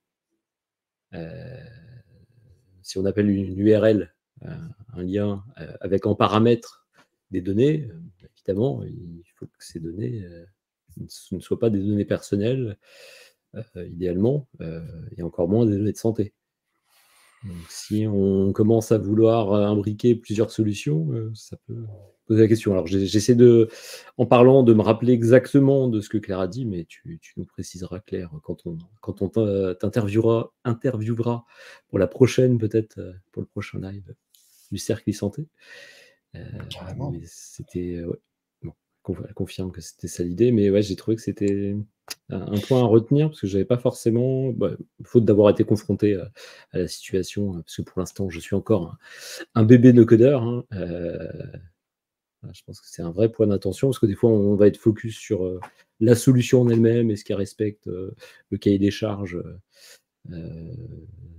hébergeur de données de santé et toutes les contraintes qu'on peut imposer, mais si on oublie un bout de l'histoire et qu'on a un appel URL qui lui fait circuler ne serait-ce qu'une donnée, on a tout raté. C'est complètement ça. Et pour aller plus loin, c'est parce que ça rentre dans le côté interopérabilité, et c'est un vaste sujet dans la santé. Et je sais qu'on en avait déjà un peu parlé, mais il y a certains protocoles aussi à respecter, et une forme pour simplifier, on va dire, de langage spécifique. Le langage s'appelle le HL7 ou le FHIR, qui justement vous permettent à deux systèmes de communiquer entre eux des données. Par exemple, que le nom de naissance, ça corresponde bien à la même chose et qu'ils se comprennent bien tous les deux que, OK, ça c'est le nom de naissance, ah oui, OK, c'est le nom de naissance et pas un autre nom, etc. Donc, il y a la circulation des données dans le monde de la santé répond quand même à certaines normes qu'il faut respecter. que ce soit en de sécurité, que ce soit dans la manière de les écrire et qu'ils puissent s'échanger, qui vont un petit peu loin. Donc en effet, non, tu dois pas mettre le nom dans l'URL, ce n'est pas possible. Et Claire dit, après je trouve qu'il y a toujours... Ah bah oui, merci, c'est mieux de l'afficher. Je trouve qu'il y a toujours débat entre les HDS self-hosted, pas toujours les bonnes. Je suis entièrement d'accord avec toi, Claire. Alors, je suis d'accord avec toi. Je suis partagé. En fait, pour moi, la question alors, je prends des structures vraiment de santé, c'est-à-dire c'est leur obligation. Ils n'ont pas le droit, c'est interdit d'aller mettre des données de santé sur quelque chose qui ne serait pas HDS. Moi, je pense que la question, elle dépend entre self-hosted, donc c'est-à-dire dans leur infrastructure ou chez un hébergeur, en fait, passer en SaaS.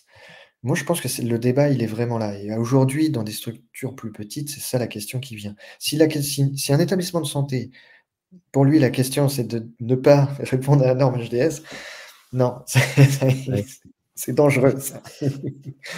Mais Oui, mais c'est un vrai sujet que Claire c'est un vrai lance. sujet, c'est un Et ça illustre à quel point Ah, il n'y a pas toujours une réponse dogmatique efficace. non. Parce qu'il y a la contrainte réglementaire. Et effectivement, on ne peut pas dire on contourne la contrainte réglementaire. Donc ça peut priver des clients de la meilleure solution. Mais en même temps, c'est pas parce que c'est HDS que c'est sécurisé. En tout cas, c'est censé l'être, mais ça garantit pas non plus. C'est pas une garantie totale. Et c'est pas parce qu'on respecte un cahier des charges, parce que ça reste un cahier des charges, HDS. Donc, il a été validé que tel hébergeur respecte le cahier des charges, mais ça ne veut pas dire qu'ensuite il n'est pas libre de faire n'importe quoi. En cas de contrôle, il risque cher parce que Oui, justement, bien sûr. Ah, mais bien sûr. l'HDS, finalement, c'est une protection. En fait, on va aller chercher, on va creuser à partir du moment où il y a de la donnée qui est perdue. Parce que normalement, en fait, le principe, c'est de ne pas perdre cette donnée. La donnée de santé, on ne peut pas la perdre. Et s'il y a perte, c'est là qu'il va y avoir enquête. Et si là, on se rend compte que justement, il n'a pas respecté finalement le cahier des charges et tous les protocoles qu'il devait mettre en place, là, il risque gros. Mais par contre, je suis entièrement d'accord et c'est exactement ce que dit Claire. On peut faire du mauvais HDS, mais qui est HDS, et on peut faire du sécurisé pas HDS, et je suis entièrement d'accord. Et du coup, pour le cas des associations, tu as tout à fait raison. Et je rajouterai un truc, on peut aussi faire du HDS extraterritorial. Il y a un grand débat sur le fait d'utiliser des clouds américains qui ont la certification HDS sur le sol français, mais qui restent américains, qui sont donc potentiellement soumis à un Cloud Act, on ne sait pas trop ce qui va se passer là demain. Ce qui signifie qu'en fait, à tout moment, ça pourrait repartir. Or, la donnée de santé doit respecter un critère. Je ne sais plus si c'est faut pas ou faux. C'est la notion d'extraterritorialité. J'ai réussi à le dire. C'est-à-dire que la donnée ne doit pas pouvoir partir du territoire national. Et là, donc, tu cites Microsoft, tu cites Amazon, il y a Google aussi. Google Cloud et HDS. Je connais, tu parlais d'ASSO, je connais une association qui a des structures même médico-sociales, des EHPAD, des centres d'hébergement, etc. Ils sont sur Google Cloud avec les informations patients sur Google Cloud. Nous, à titre personnel, c'est un truc qu'on ne fait pas. On n'utilise pas si ce n'est pas du pur français, c'est-à-dire hébergement en France et acteurs français. Parce que sinon, il y a le risque que l'État dont fait partie l'entreprise fasse une demande de récupération des données, notamment les États-Unis. Oui. Et donc, à noter que tout le monde, Microsoft, Amazon ou Google n'est pas HDS, il faut le demander absolument. Tout comme OVH, par exemple. L'HDS, il faut toujours le demander. C'est un critère en plus. De toute façon, ça se verra sur la facture. Mais OVH, pareil, il faut le demander pour être HDS. C'est un clic. Et là, on parle vraiment de l'hébergement. Oui. Parce que c'est l'hébergeur qui va être HDS. Ensuite, la solution qu'on déploie, elle n'est pas HDS. Certains vont revendiquer quelque part l'étiquette HDS parce que leur solution est déployée chez un hébergeur HDS. si, un peu comme le souligne Claire, l'application, elle n'est pas du tout sécurisée, bon, effectivement, on n'a pas du tout répondu aux besoins et voir, quelque part, c'est juste une étiquette qu'on a apposée, qui fait que peut-être qu'on va gagner un projet avec cette solution et pas avec une autre qui, elle, n'aura pas l'étiquette HDS, mais qui sera peut-être plus sécurisée. Donc, C'est ouais, justement, Claire, Claire est à fond, c'est génial. Justement, Claire, en fait, cite le ISO 27001, exactement, plus pour le côté éditeur. SOC 2, je pense pas, mais effectivement, tu dois avoir l'ISO de 27001 qui est cité dans HDS. Mais en fait, il y a un abus de langage avec ce côté HDS. Mais en effet, HDS, c'est l'hébergeur. Mais par contre, l'éditeur doit faire gaffe à ce qu'il crée. Après, il y a d'autres certifications qui peuvent entrer en ligne de compte. Par exemple, le fait d'être certifié Ségur, qui permet d'obtenir des financements pour, alors soit pour que des clients achètent la solution, soit pour obtenir soi-même les financements et donc en fait, recevoir des sous finalement pour développer son application. Mais c'est pas forcément des choses qui sont obligatoires. Il y a une réflexion sur le côté HDS d'avoir un des critères, le 5e, qui devienne un critère éditeur, justement. Mais c'est un peu complexe, il y a beaucoup de débats et pour l'instant, c'est limité. Donc en effet, c'est que normalement, c'est que des hébergeurs. Alors attention, c'était pas l'entreprise GAFAM qui est HDS, ou non, c'est des services particuliers qui ont les certifs. Oui, tout à fait. Oui. Ça se recoupe avec ce qu'on a dit tout à l'heure, mais c'est pas sur tout le périmètre, c'est bien sur des services particuliers, il y a des offres qui vont être taguées HDS. Et des fois, c'est complexe de savoir si ce qu'on est susceptible d'acheter rentre dans le périmètre. On a cité Microsoft, où globalement, on va considérer que Microsoft 365, c'est HDS, en tout cas, ça peut l'être. Mais en fait, Teams, qui fait partie plus ou moins du package, n'est pas concerné. Et donc, dans les communications, souvent, c'est très simplifié. On va dire tel hébergeur est HDS, alors que oui, il faut aller regarder le service et voir dans le service quel est le périmètre d'application. Mais ensuite, il y a cet aspect extraterritorialité, tu vois, moi j'y arrive pas, extraterritorialité, où on parle plus simplement de souveraineté, qui est à prendre en compte et qui pourrait, dans une version future de HDS, devenir une obligation. Puisqu'il y a le référentiel, alors on est en train de rentrer dans tous les détails, alors il y a le SecNum Cloud, qui, donc là, n'est pas spécifique à la santé, mais qui, lui, impose des contraintes de souveraineté et qui fait qu'il est toujours bienvenu de se poser la question, même si on pourrait se contenter de respecter la règle en disant « j'ai choisi un hébergeur HDS », dès maintenant se poser la question de la localisation et de la garantie de souveraineté, et donc de ne pas être exposé au Cloud Act, Patriot Act. Notamment, il y a des élections très, très, très bientôt qui peuvent changer la donne assez vite sur la manière dont ces lois seraient appliquées. Exactement. C'est exactement ça. Voilà. Après, c'est aussi le choix de chacun et c'est le risque qu'on est prêt à prendre. Nous, on a fait le choix de ne pas prendre quelque chose qui serait hors territoire français. Voilà, c'est un principe. Alors j'ai passé la question de Claire, excuse-moi, je ne l'avais pas vue. Donc je revois la question de Claire avant de repartir sur celle de Ibiotekai. Je ne sais pas si ça se prononce comme ça, excuse-moi. Non, Ibioteché, non, je ne sais pas. Après, du coup, HDS égale RGPD données sensibles. Donc si... je ne suis pas sûr de comprendre, Claire. Ouais, qu'est-ce que le RGPD pourrait imposer tu veux dire sur des notions d'hébergement? Sur le fait que ça ne puisse pas être hébergé ailleurs qu'en France?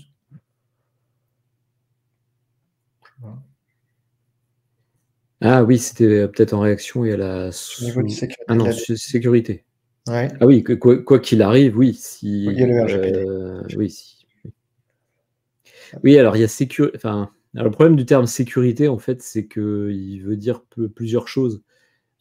Si on parle des normes ISO, ça va être un axe normatif quelque part, de sécurité, mais à un sens un peu plus large que celui de la protection des données. Mmh. Oui, oui, oui, tout à fait. Oui, il faut faire du tri dans ça dépend de quoi on parle. Mais tout à fait. Faut aimer la terminologie, le vocabulaire, les acronymes, quand on travaille dans ce secteur. Mais justement, c'est la richesse. Et donc oui, ensuite la réaction Ouais, de et justement. biotech. Sur la nouvelle référence, non, non. Alors, moi, aux dernières nouvelles, ça bougeait pas trop. Justement, HDS, ils devaient passer le critère numéro 5 pour les éditeurs, mais ils l'ont pas fait. Au final, ça a bougé, mais à la marge. Et sur le côté Secnum Cloud, non. Honnêtement, j'ai pas regardé depuis un moment, mais pour moi, c'était un peu au point mort. Et que demandent les établissements? Les établissements, ils demandent à ce qu'on leur foute la paix. En fait, les établissements, aujourd'hui, ils n'ont pas besoin d'être certifiés hébergement de données de santé. Ils ont le Alors, droit d'héberger leurs données. oui, Alors, mais quand oui, ils hébergent eux-mêmes. voilà, quand ils hébergent, en fait, eux-mêmes, du coup, les applicatifs. Après, ils peuvent aussi le demander, ce qui ça fait une garantie en plus, et notamment, ils peuvent s'ouvrir après à d'autres choses, comme avoir des entrepôts de données de santé, etc. Mais, et potentiellement héberger aussi des solutions pour d'autres. Donc c'est un avantage pour eux, mais il faut savoir qu'il y a plein de petits établissements qui ont leur propre infra, donc leur petite salle serveur, qui n'est pas du tout HDS. Il y a d'ailleurs données de patients dedans, mais ça, c'est autorisé. Il y avait une réflexion il y a quelque temps de dire ça doit plus l'être, mais en fait, c'est super compliqué. Parce qu'il faudrait faire migrer, enfin, soit les faire certifier ce qu'ils ne peuvent pas. Parce que tout à l'heure, Claire parlait justement des moyens à mettre en œuvre. Ils peuvent pas. Soit il faudrait qu'ils migrent ailleurs et ça va faire énormément à faire migrer, avec les risques que ça comporte. Ah oui.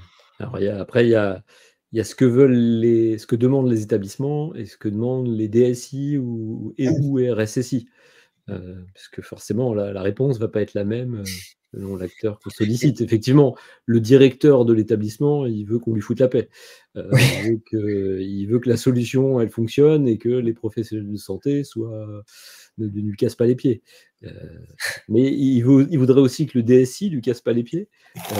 Et le DSI, il a d'autres niveaux d'exigence. Parfois, il y a des cultures. Il peut y avoir des DSI qui vont être attachés au fait d'avoir toutes leurs données à l'intérieur de l'établissement, parce que c'est sa vision de la sécurité, et d'autres DSI qui vont être ouverts aux solutions cloud, en considérant que c'est une approche différente, qui n'est pas plus ni moins sécurisée, mais qui l'est différemment. Et après, il y a le DAF aussi qui arrive et qui tranche.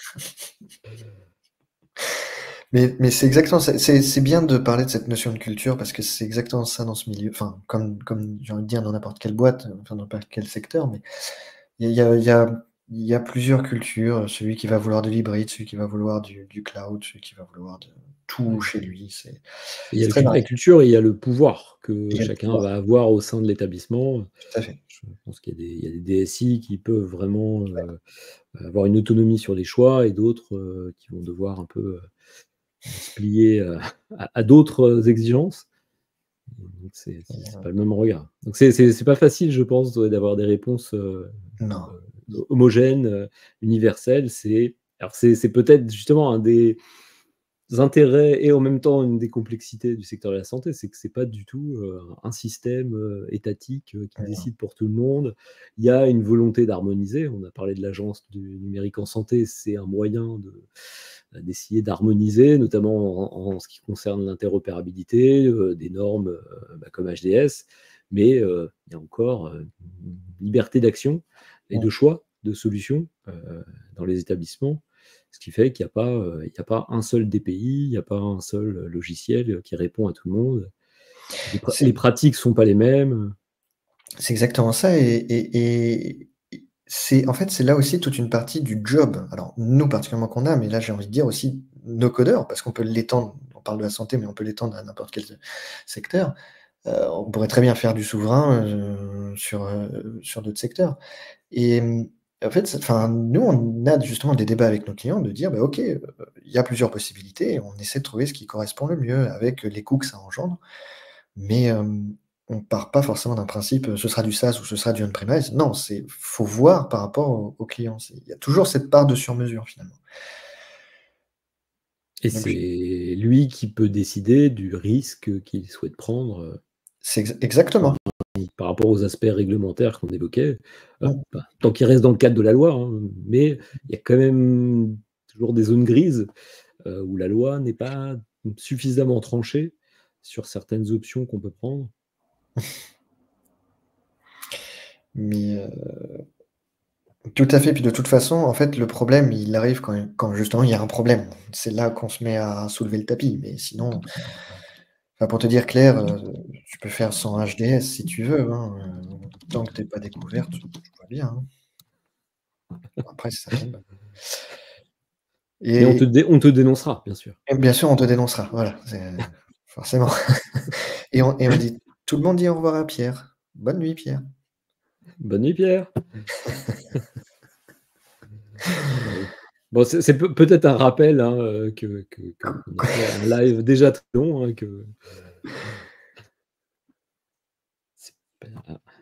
Non, bah, Claire, elle veut qu'on continue. Hein, ouais. Non, on est entièrement d'accord, Claire. On est entièrement d'accord. Non. Enfin, j'espère. J'espère qu'il n'y a personne qui se dit je peux faire du HDS, mais je ne vais pas le faire juste parce que ça m'en kikine. Non. Enfin, tu as raison, c'est une question de moyens. Est-ce qu'on peut le faire ou pas? Tout à fait. Le HDS est-il une application d'une réglementation de l'UE ou bien c'est juste français sans aucun lien avec les autres pays qui ont leur propre HDS? Eh bien non, c'est du français! Vous avez vu? Sympa, hein, c'est français. Ouais, c'est une vraie spécificité tricolore. On est ultra en avance en plus, c'est ça le truc qui est fou, c'est qu'on est, on est top. Alors après, il y a une réflexion au niveau européen en ce moment de passer en fait à justement, comment dire, une norme commune. Alors moi, ce que j'espère juste, c'est qu'on va prendre la norme française, parce que comme ça, on la connaît. Oui, mais ce qui n'est pas impossible. C'est pas impossible parce qu'en plus, on est enfin, si ce n'est, je vais pas être trop catégorique, mais pour moi, c'est le plus haut niveau. Donc, théoriquement, oui, quand on discute avec des éditeurs justement étrangers qui regardent un peu pour s'installer en Europe, bon, ça donne l'impression que c'est en regardant le marché français que ça devient tout de suite plus compliqué. C'est une barrière à l'entrée hein, aussi. Oui. C'est ultra protectionniste, hein. Enfin, faut pas se leurrer non plus. Hein. Ça nous évite d'avoir des trop gros éditeurs avec énormément de moyens qui débarquent chez nous. Mais alors, donc Olivier, tu dis par rapport à Zoho. C'est ce Olivier. Parce qu'on a parlé de Zoho au No Code Summit, on l'a évoqué parce que effectivement Olivier nous a sensibilisés lors de précédents lives et échanges sur Slack sur le fait qu'il y avait Zoho Creator et qui est devenu HDS il y a quelques mois, je dirais. Alors, effectivement, c'est une solution qu'on ne connaissait pas, en tout cas à notre niveau, et c'est bon à savoir. Tout à fait. Enfin, après, alors, donc il peut être HDS, ça signifie en fait qu'il a un hébergement qui est certifié hébergement de données de santé. Donc ça se faisait. En fait, c'est pas Zoho du coup qu'il a, c'est son hébergement. Mais du coup, oui. Par contre, Zoho reste indien, du coup. Et là, c'est la question de se poser, est-ce qu'il y a un risque ou pas? En fait, c'est ça la question, c'est est-ce qu'on a un risque ou pas? Et comme dit Claire aussi, est-ce qu'on a les moyens ou pas? Mais voilà. Est-ce qu'on sait ce qu'il leur a pris de se mettre HDS? Bon, ils avaient trop de cash. Non, c'est intelligent, enfin, ça se tente. Pourquoi pas? Zoho, oui, mais je pense que la question de Claire, c'est que ça amène à la question du marché. On imagine qu'un éditeur, alors moi je ne connais pas bien Zoho, mais je pense que c'est un éditeur qui a une taille importante, qui doit faire des choix stratégiques. Oui. S'ils ont décidé d'investir sur le HDS, parce que ça a un coût financier forcément, mais aussi un coût humain, et il faut maintenir justement le respect du cahier des charges. s'ils l'ont fait, c'est sans doute qu'il y a des opportunités sur le marché français. Dans le secteur de la santé, sur le marché français. Tu vois, j'avais discuté avec Bubble, par exemple, il y a quelques années, et eux, ils étaient catégoriques. C'est non, c'est trop de la niche. Nous, Bubble, on vise du global. Ils sont pour tout le monde. C'est logique. Donc, eux, ça les intéresse absolument pas de prendre un petit marché de niche, même s'ils pourraient faire des choses, mais c'est pas intéressant. Ça va les éloigner de leur scope. Et je trouve ça tout à fait pertinent. D'autres vont se dire, HIPAA, c'est pas de la niche, donc. ah, ils sont IPA. Oui, justement, donc c'est pas une niche, le marché Non, américain. le marché américain. Puis en plus, je crois que si tu as IPA, pour moi, tu as aussi le Canada, en plus, parce que je crois qu'ils sont sur les mêmes Ouais, niveaux. c'est bien possible, ouais. Donc non, bah ouais, mais c'est pas les mêmes niveaux. Et je pense que ça marche d'une certaine manière à l'international. Si tu dis que tu es HIPAA, Ouais. ça doit répondre à des cahiers des charges d'autres pays de manière indirecte, parce que ça donne un certain nombre d'exigences. Il y a peut-être des pays qui n'ont aucune norme en tant que telle, mais ça permet de rassurer. Mais en France, ça marche pas. Non, en France, ça marche pas. Je voulais venir, et du coup, ça me permet de refaire un lien avec une autre chose qu'a dit Claire. C'est comme quoi, on arrive à bien faire les liens.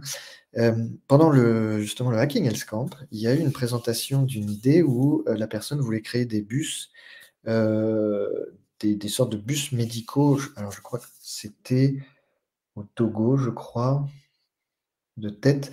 Bon, enfin, si, je crois que c'était au Togo. Donc des bus médicaux en fait qui viennent et qui vous prenez rendez-vous en fait et le bus va venir, vous ferez votre consultation là. Donc c'est super intéressant. Et le truc c'est que là en fait la communication, donc, ils expliquent tout et donc ils disent pour faire la communication pour pouvoir prévoir le bus, on va passer par WhatsApp. Et donc là il y a tout l'amphithéâtre blindé de Français qui fait bon. Et en fait non, au Togo il n'y a pas d'HTS. Ils en ont rien à carrer. Oui. En fait. Donc c'est possible. Donc en fait, même quelqu'un qui arrive avec du IPA au Togo, ils vont me dire c'est bien, parce qu'en fait, vous avez des sécurité américaine qui est au-dessus de la sécurité que nous n'avons pas, donc c'est encore mieux. Donc oui, je pense que l'IPA peut se vendre dans des pays qui ne sont pas, qui n'ont pas de normes supérieures, on va dire. Alors on a forcément des normes de riches, parce que oui, c'est ça. on peut se permettre d'avoir ce niveau d'exigence, alors que j'imagine que dans un pays comme le Togo, ils ont peut-être une difficulté d'accès aux soins. Et donc, un bus qui va amener les soins dans des zones reculées ou pas, d'ailleurs, si ça repose sur WhatsApp, tant pis. C'est exactement. Les données personnelles, on verra après. Exactement, c'est exactement ça. Olivier mettait un message, je vois les représentants zoo cherchent dans tous les secteurs d'activité, je les vois chez mes clients, donc ils cherchent ce qu'on appelle des niches. D'accord, alors ça, c'est peut-être une stratégie de zoo de dire on est multi-niche, parce que tu as celui qui va essayer de viser tout, et celui qui va prendre des mini-niches, enfin des niches, mais il y en a aussi qui... J'imagine une petite niche pour chien. Des petits chihuahuas. Mais il y en a en fait qui visent plusieurs niches, et en fait ils deviennent excellents sur des secteurs qui n'ont rien à voir, mais qui sont très nichés. Et ça, c'est possible. XAR, en un sens, il est niché. Il est niché sur les domaines qui ont besoin de sécurité. Oui. Par exemple, la santé, l'armée, la banque, l'assurance. C'est des milieux, en fait, très sécurisés. Et du coup, ça marche. En fait, ils ont un dénominateur commun, la sécurité, et ils arrivent à adresser des domaines qui sont complètement différents. Oui, avec une approche un peu différenciante, du coup. C'est ça. Et du coup, ça marche, ce genre de choses. Donc, c'est possible que Zoho ait la même stratégie. Ouais, c'est très intéressant. Faudrait leur demander. Pourquoi vous venez?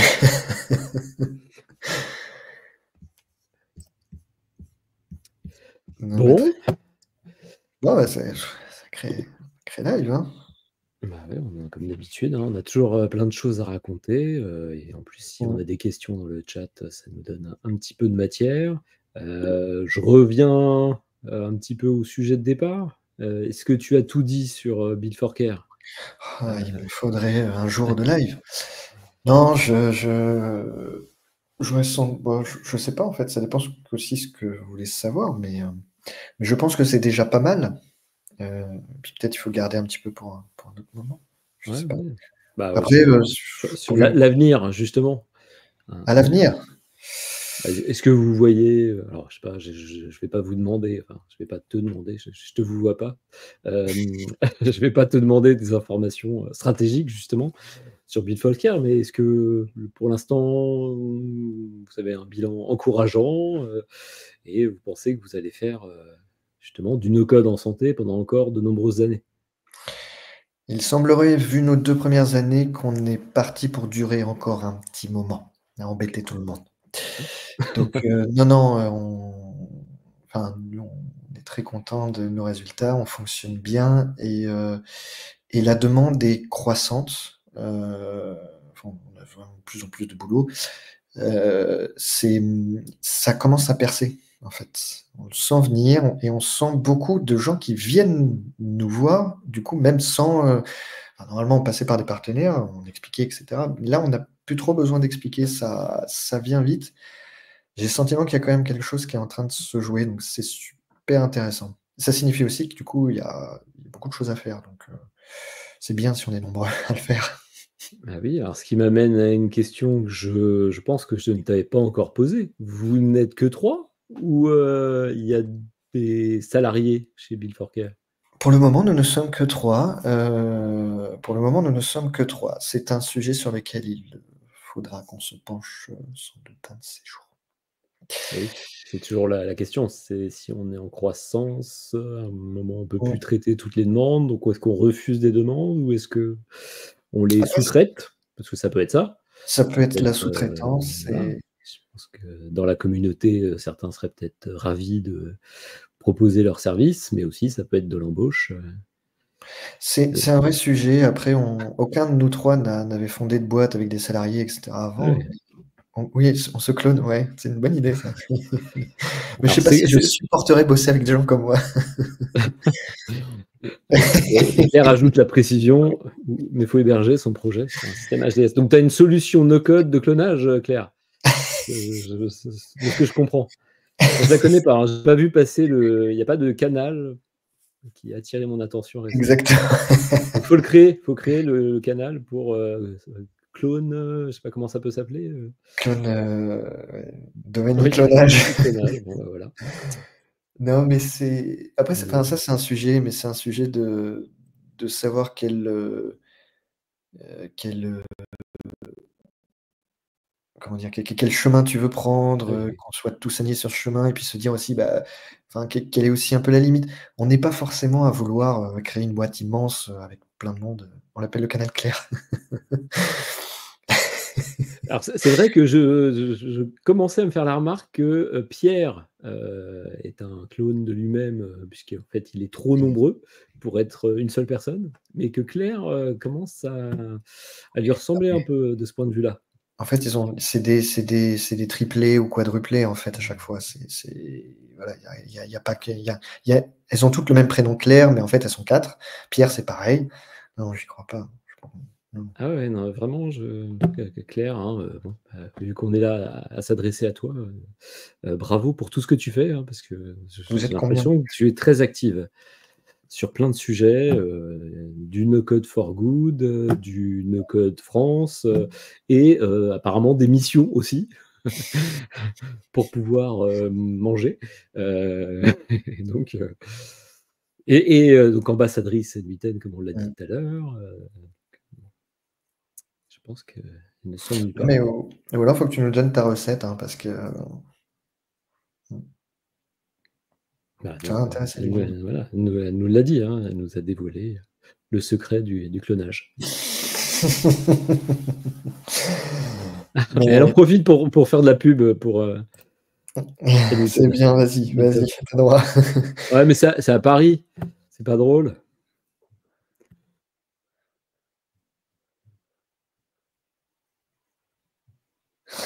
Au wagon, bah oui. Oui, oui, je me souviens d'une question de Claire sur le Slack, qui demandait, qui serait intéressé pour, participer à des événements et d'où on était et en fait, il y avait autant de villes Ah, que de répondants, donc forcément, on en fera en région. c'est pas Ah, facile, ah, ah, en Bretagne. en Ah, bah, tiens. Ah, bah, je viendrai peut-être vous voir alors. ah oui. Ah bah oui, ce serait l'occasion. Là, je pense C'est qu'on fait. pas facile d'animer les communautés. Ah oui. Oui, sacré boulot. Et effectivement, il y a cet aspect géographique qui existe dans tous les secteurs, dans toutes les activités qu'on peut mener. Paris est un passage obligé quand on veut rencontrer du monde. Bah, t'imagines si on était au Chili? Mais qu'est-ce qu'on ferait au Chili? Ça n'a pas de sens. Non, mais je me dis, le meet-up au Chili, ça doit pas être facile. C'est pas faux. Ouais. Bon. Il faut toujours remettre en perspective. Effectivement. Et on n'a pas encore perdu tout le monde après presque C'est fou, 2 heures on a perdu de le CR. live. Vraiment, on est pas mal. Bon, on était de toute façon, on aurait fait, je pense, le live à 2, hein, si ça avait été nécessaire, puisque je crois qu'on était tous les 2 contents de se parler. Toujours content. Voilà. Et donc déjà, merci à ceux qui sont venus. Est-ce qu'on a quelques mots à ajouter avant de conclure? À moins que tu veuilles vraiment faire jusqu'au bout de la nuit, hein, mais moi j'ai prévu de dormir un peu. Non, moi, il va falloir, puis en plus, du coup, j'avais prévu de terminer un cahier des charges juste après, mais bon, je pense que je vais devoir le remettre à demain matin. Plutôt aller dormir. Non, mais merci à vous, merci pour toutes ces personnes qui ont été bien attentives. Merci pour toutes ces questions. C'est bien, c'est toujours intéressant de discuter de ces sujets. Ouais, et c'est pas mal justement pour le partage de vécu, pour ceux qui hésitent à animer des lives. Bon, moi je l'ai fait sans hésiter une première fois et on l'a fait quelques fois par la suite.